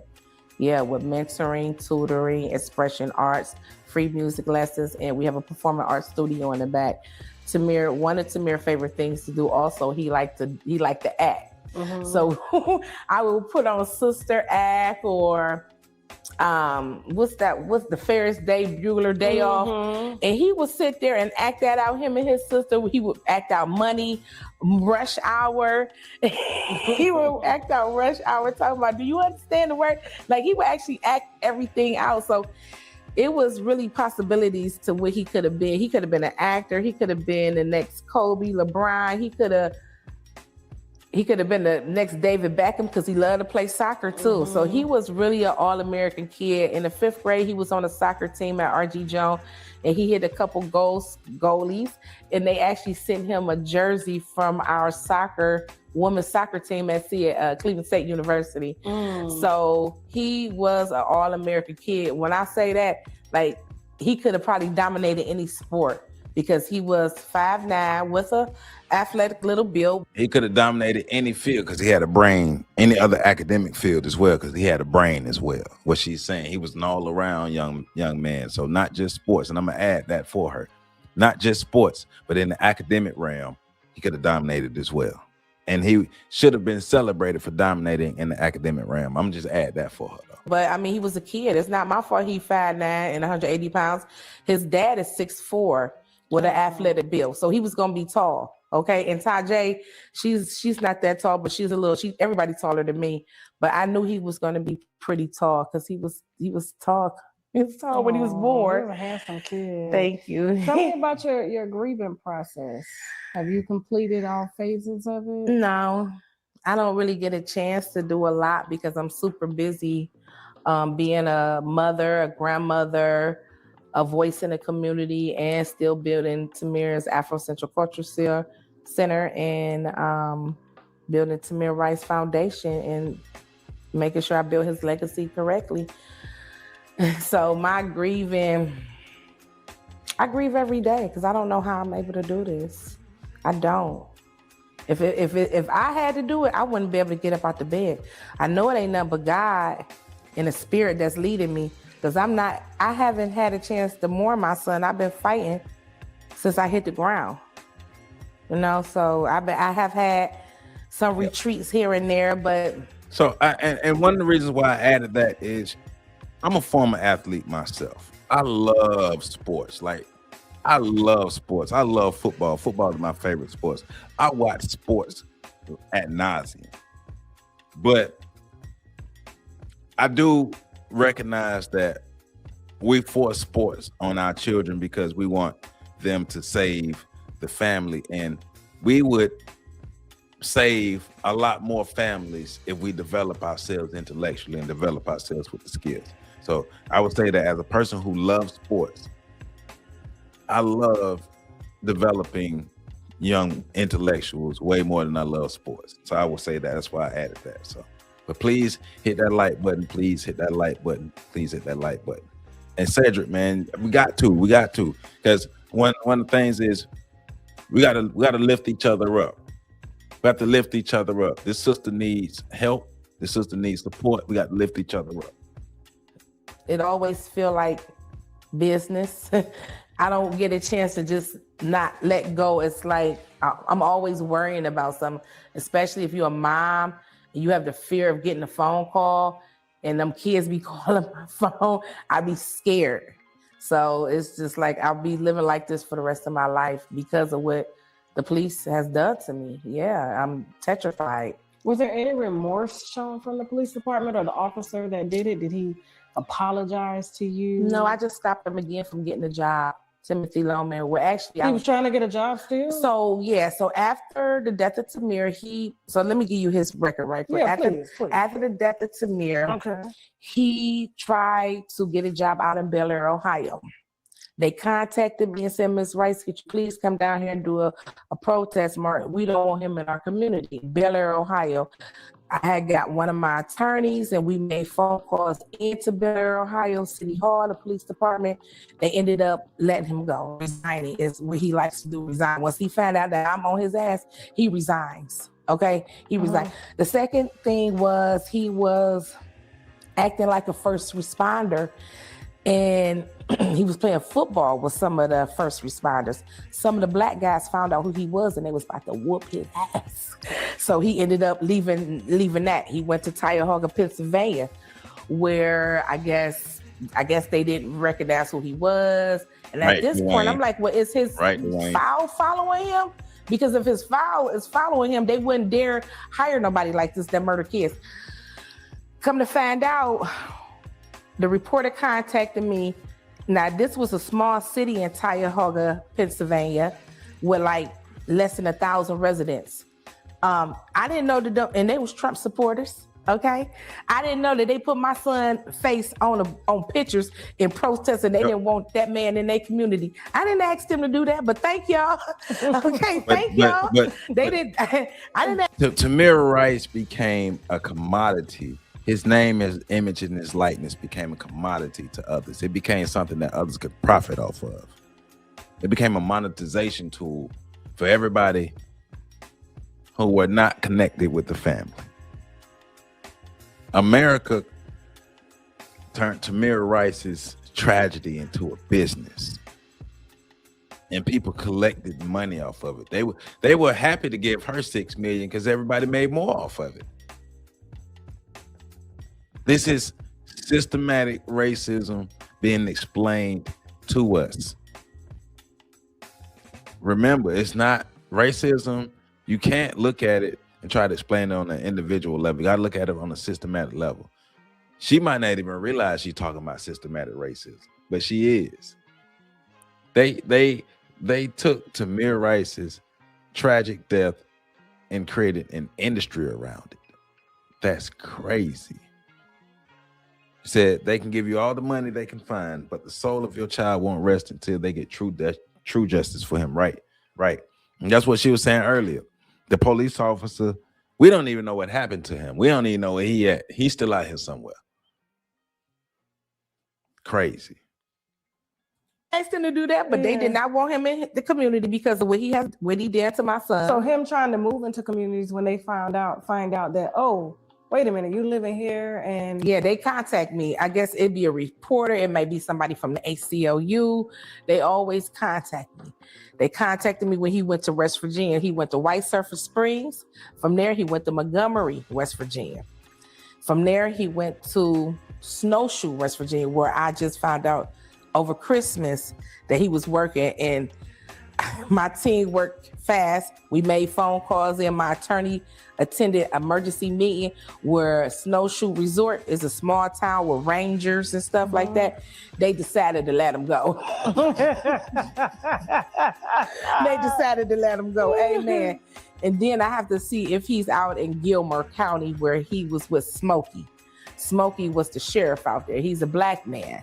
His name is Smokey. And he did not never return my phone call back, but I don't think that Timothy Loman is working out there with Smokey, but because they call me. Somebody will call me and let me know, like, he's still working, Miss Rice. So I don't think he's working in West Virginia. Now, if he try to go somewhere else in West Virginia, I'd be surprised. I'd be surprised if he become an ICE agent, to be honest with you, because that's how corrupt he is, and that's how corrupt the system is. So we should be careful and we should be aware. It's not fun. Yeah, they at did. All. Will they did? And Frank Grambach was the driver. He was the FTO trainer. He was like a senior trainer with Timothy Loman. He's second in command in the police department. He's second in command. That's all I know. Is it because he didn't pull the trigger? Systematic stuff. They look out for each other. You scratch my back, I scratch your back. You take out a Negro, I cover you. You take out a Negro, I cover you. Keep the system in place. Make sure the system keeps going. Make sure the Negroes can't rise. Make sure the Negroes can't grow. Make sure you continue to stunt. Help the Negroes stunt the population, stunt their own selves, stunt the population, right? Population control is real. But domination is real. They didn't bring us here to elevate us to the top. They brought us here to continue to be their labor force and to keep us on bottom. What is we gonna do about it? It's crazy, man. Let's let her keep going. We're gonna go about another 10 minutes. Then we're gonna shut this thing down. But let's go. Yeah, he's second in command. Keep these lights up, in the please. Police department. He didn't really get no ridicule against him. I think he got a 5-day suspension. Yeah, I think he got that. But did he draw his weapon?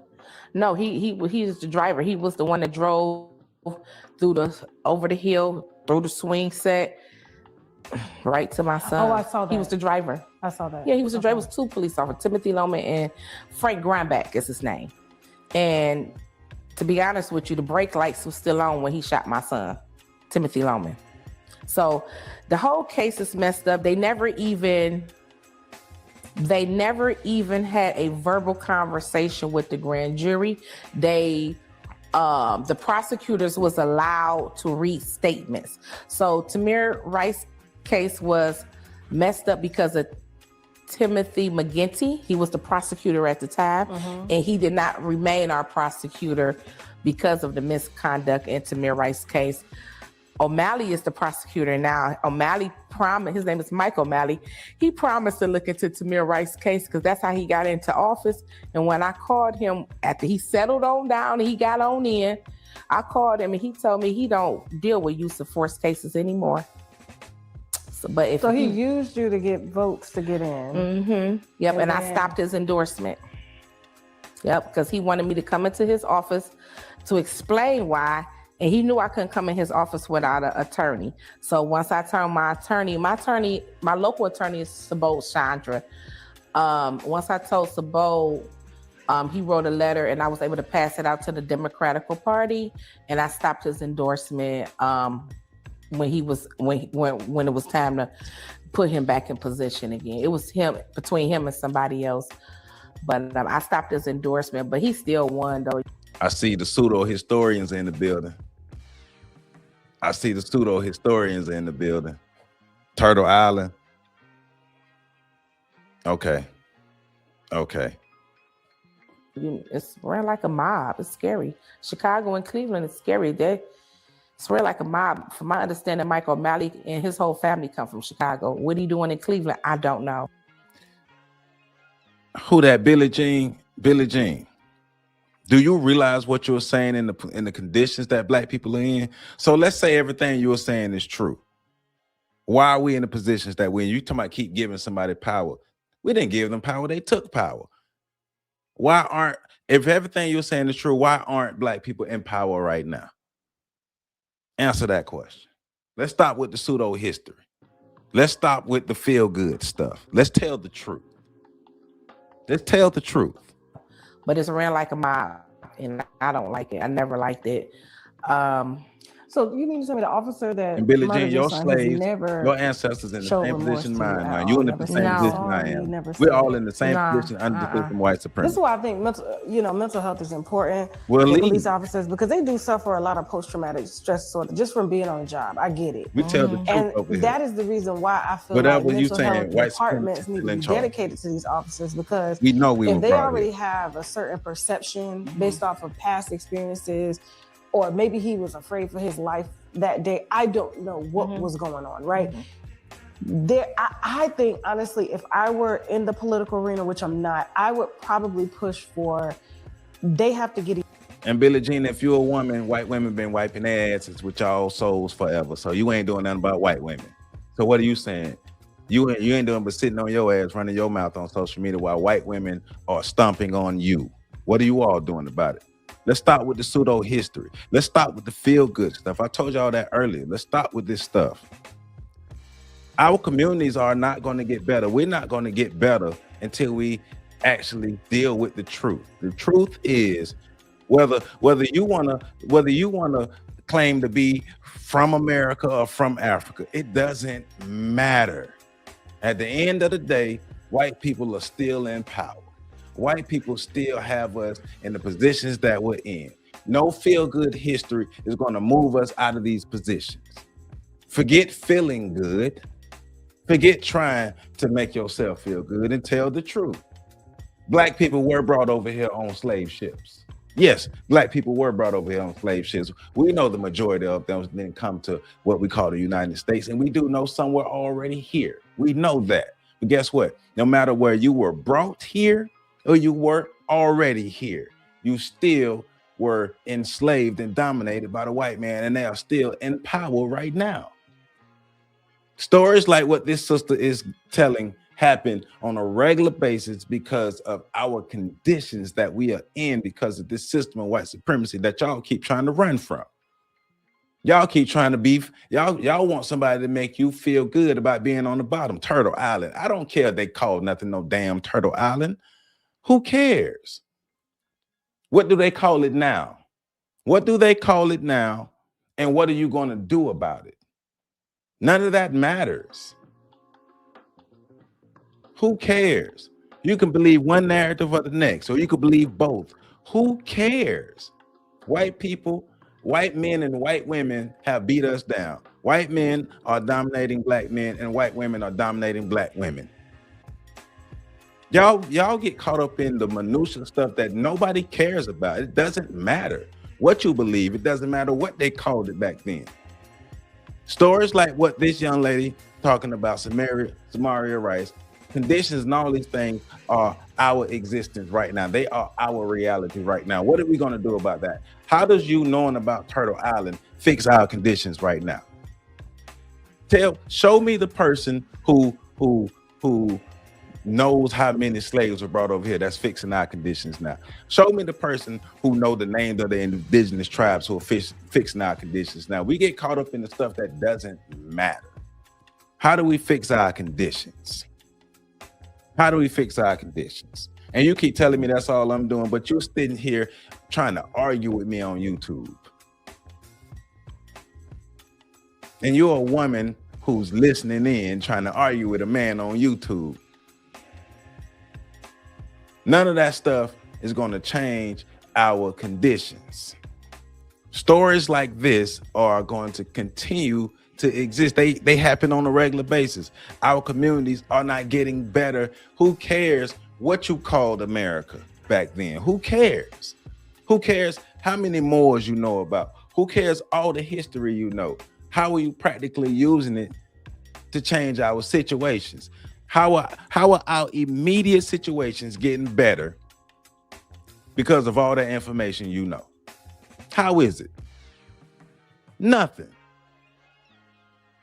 If you don't know how to practically use any of that information, if you don't know how to practically use any of that information, you're not getting no tangible outcomes from none of that stuff. Who cares? Dr. Amos Wilson told y'all about this feel-good history in the 90s. Don't come over here with your feelings. Don't come over here with that stuff. Who cares? What are the practical outcomes? What are the practical solutions that you have? And you're talking about you're a man, you're a woman, and you are under the system of white supremacy, and white women have been stepping on your neck. So what are you going to do about it? What are you going to do about it? You got to fight on your hands too. What you going to do about it? Sit in the corner? You're going to sit in the corner and be like, that should know white women are beating you down. What you going to do about it? You see women like Samaria Rice. How are you going to help women like her not have to go through the trauma and the situations that they are in? How are you going to help make communities better? Y'all sitting up here talking all that stuff. I don't have to say none of that stuff. Come to Tallahassee and ask about me. I don't have to brag on the internet. Come to Tallahassee and ask about me. But while we're here talking, we're going to tell the truth. And we're going to talk about real things that happen in the real community. People are really hurting out here, for real, really hurting. This woman is telling a real story about how we are really out here in the community, really hurting. And y'all like to argue about frivolous stuff that don't change nothing. I don't care about no damn Turtle Island. I don't care about none of that. I don't care about no labels and none of that. What are we doing for real? What are we doing for real? What are you doing to get the white woman's foot off your neck? Right? What are you doing? Sitting here talking. Everybody just be talking. I'm tired of the talking. Y'all not tired of talking? So what you feel good about learning some piece of history? What are you doing to make your community better?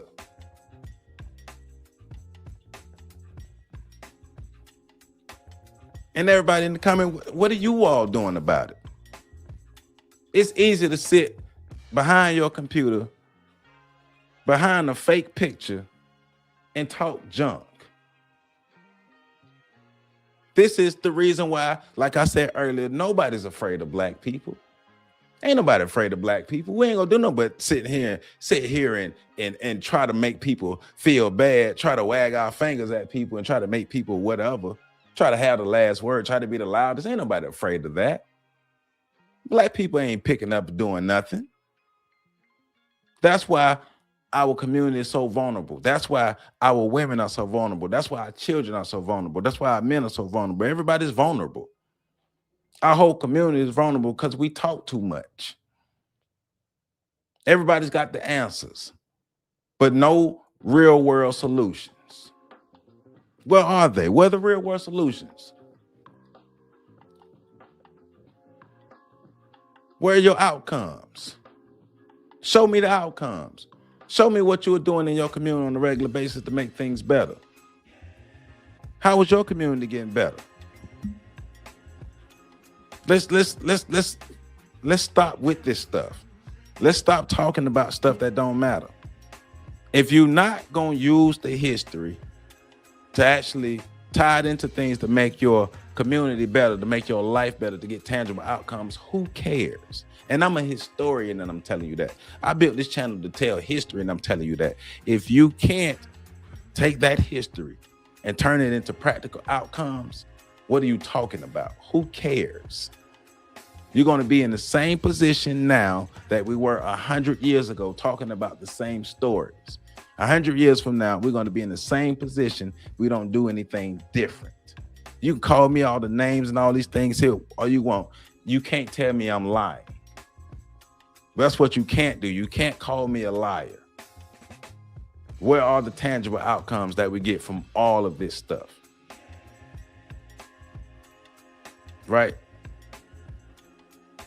Let's stop it. Let's stop it. That's what you can't do. Show me the tangible outcomes that we're getting. Because most people are just collecting history, not doing anything about it, just to sound smart, just to sound like the smartest in the room.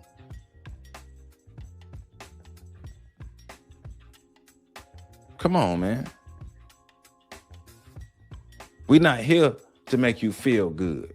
If you came, I tell y'all all the time, do not come to On the Shoulders of Giants to try to feel good.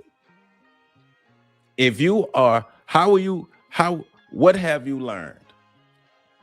What do you understand from what you learned? Or how are you practically applying that to your life, your community, and your situation to make it better?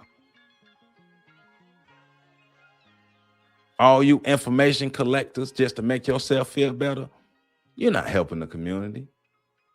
We have no real outcomes from that. Who cares? People like Samaria Rice and others need real, tangible outcomes. They need a real intellectuals can use the information to solve problems. Let me say it again, like Dr. Amos Wilson told us. Real intellectuals know how to use the information to solve problems. If you're not doing that, who cares? Y'all just want to feel good and want somebody to tell you that you're smart. You're not smart if you can't figure out solutions. You're not smart. And that goes for me or anybody else. If you can't figure out real solutions, and if you can't figure out how to use that information to solve your problems, you're not smart. Y'all, hey man, look here. And I said what I said, and if you got a problem with it, that's your fault. That's because hit dogs holler.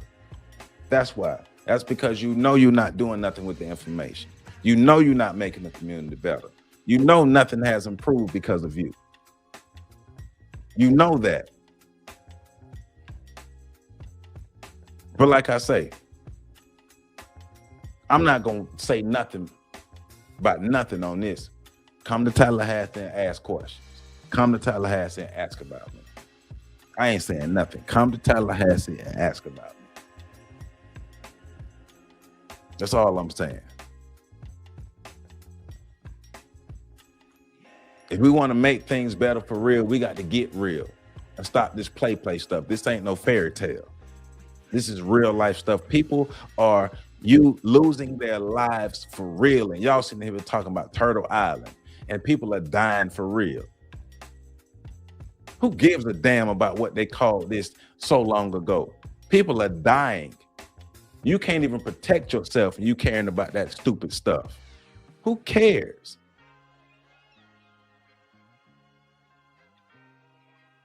If we, like you're saying, we are at war and y'all worried about stuff that don't matter.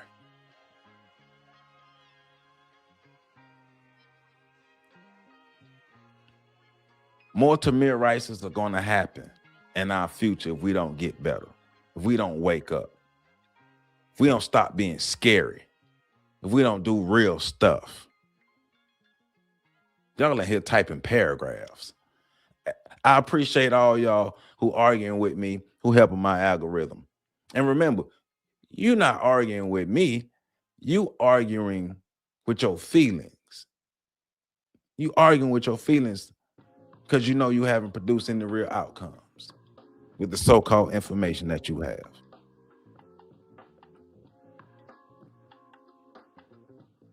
Right? Because a lot of y'all know who y'all are. You got some people out here who really doing real things. Shout out to everybody who doing real things in the community. Shout out to everybody who really out here beating the pavement, who really know what's going on, who really out making sure people can have some kind of opportunity, some kind of chance to be better. Shout out to everybody who really doing things. Hey, Will, you know we got to hook up. Will, email me, Will. Email me. We really got to hook up. Shout out to everybody who doing real stuff. Hey, Monk, leave, Monk. You sitting here trying to argue with me. Leave. For though, if y'all don't like what I'm saying, leave. Y'all act like I asked y'all to be here. Y'all act like you supposed to be here, like you have to be here, like you court sanctioned or something. Leave. If the truth hurts, leave. But we're gonna continue to tell the truth over here. We're gonna continue to tell the truth. Hey man, I'm emotional, but you sitting here typing paragraphs. How long you been here typing paragraphs? You sitting here typing paragraphs and you calling me emotional. All right. I appreciate it, though. I appreciate y'all helping my algorithm, though. But once again, this is on the Shows of Giant Saturday Live. Tamir Rice's mother exposing Ben Crump, Tamika Mallory, Black Lives Matter, Sean King, and others for not doing what they said they was going to do. The ambulance chasers, the people in our community who just be talking. There's too many people in our community who just be talking. Will, I'm a DM you, Will. I'm a DM you, Will, so we can talk on the phone. Or you DM me, Will. DM me while I'm still on here. DM me so we can talk on the phone. So this is for all the real ones. This is for all the people who don't just be talking. This is for all the people who want real change in their community, who want real outcomes in their community, who want tangible stuff in their community, who want real change in their community. Not the people who just be talking. Not the people who think they tough behind comments on the internet, who think that make change in our community because you come and comment on somebody's video on the internet, that makes the change in the community. That's why your community still look the same way it look. But I'm gonna say this: women like Samaria Rice and the experiences and things that she had, we can slow that down if we choose to get off our knees and stand up and do some real things. Freedom is waiting on us. Liberation is waiting on us. Unity is waiting on us. Our future is waiting on us. Nobody's holding us back but us. We talk too damn much. Nobody's holding us back but us. When you get off the community, when you get off the internet, go in your community and do something real. I say this every week. What are you doing on a regular basis in your community to make it better? Find something to do in your community every day to make it better. Whatever talents, gifts, skills you have, go in your community and use those to help make your community better. If you're not doing that, you're part of the problem. Too many people talk too much. That's why nobody's afraid of black people. Nobody's afraid of black people. And it shows. We are targeted on a regular basis. So we got to do something different. And with that being said, man, I'm going to go ahead and close this thing down, man. But black people, remember, white folk are looking. They're paying attention. All other groups of people are paying attention. Racism is a team sport. And our team is losing. Because half of our team is delusional. We don't even want to deal with the realness. Nah, I thank you, indigenous warriors. We don't, because a lot of, remember, people get caught up in this history stuff, and they get caught up in dwelling in the past because they don't want to deal with what's going on right now. People don't want to agree with, people don't want to deal with what's going on right now, so they want to be stuck in the past.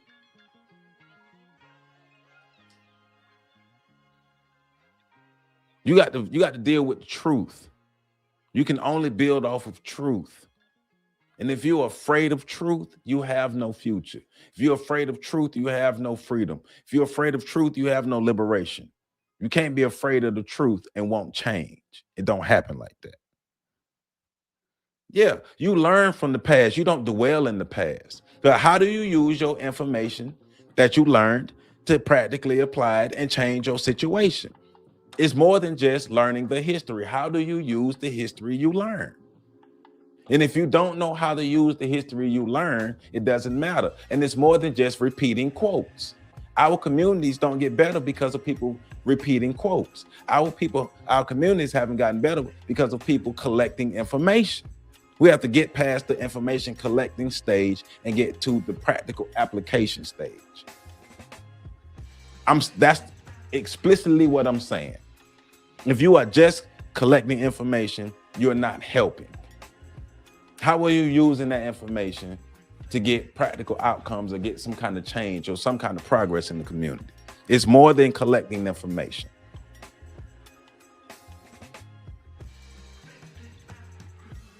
Because collecting information is a safe space.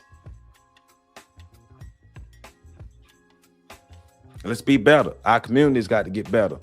And my heart and my prayers goes out to Samaria Rice and her family. And I just know I do what I can on a regular basis to put myself in a better position to be able to help people like her and my community. So that's all I do. So, hey man, I know a lot of y'all like those safe spaces. I know a lot of y'all like to be scared. Knowing a lot of y'all scared of real work. That's why just collecting information is your safe space. That's why you feel good just collecting information, because you ain't got to do nothing there. After you just read a book, you ain't got to do nothing with it. Because it ain't like you really about real change. I see them striking nerves like that. Good. I'm glad I'm making y'all mad. Go home and think about what you're doing. I love you all. I love you all. And I see y'all Tuesday.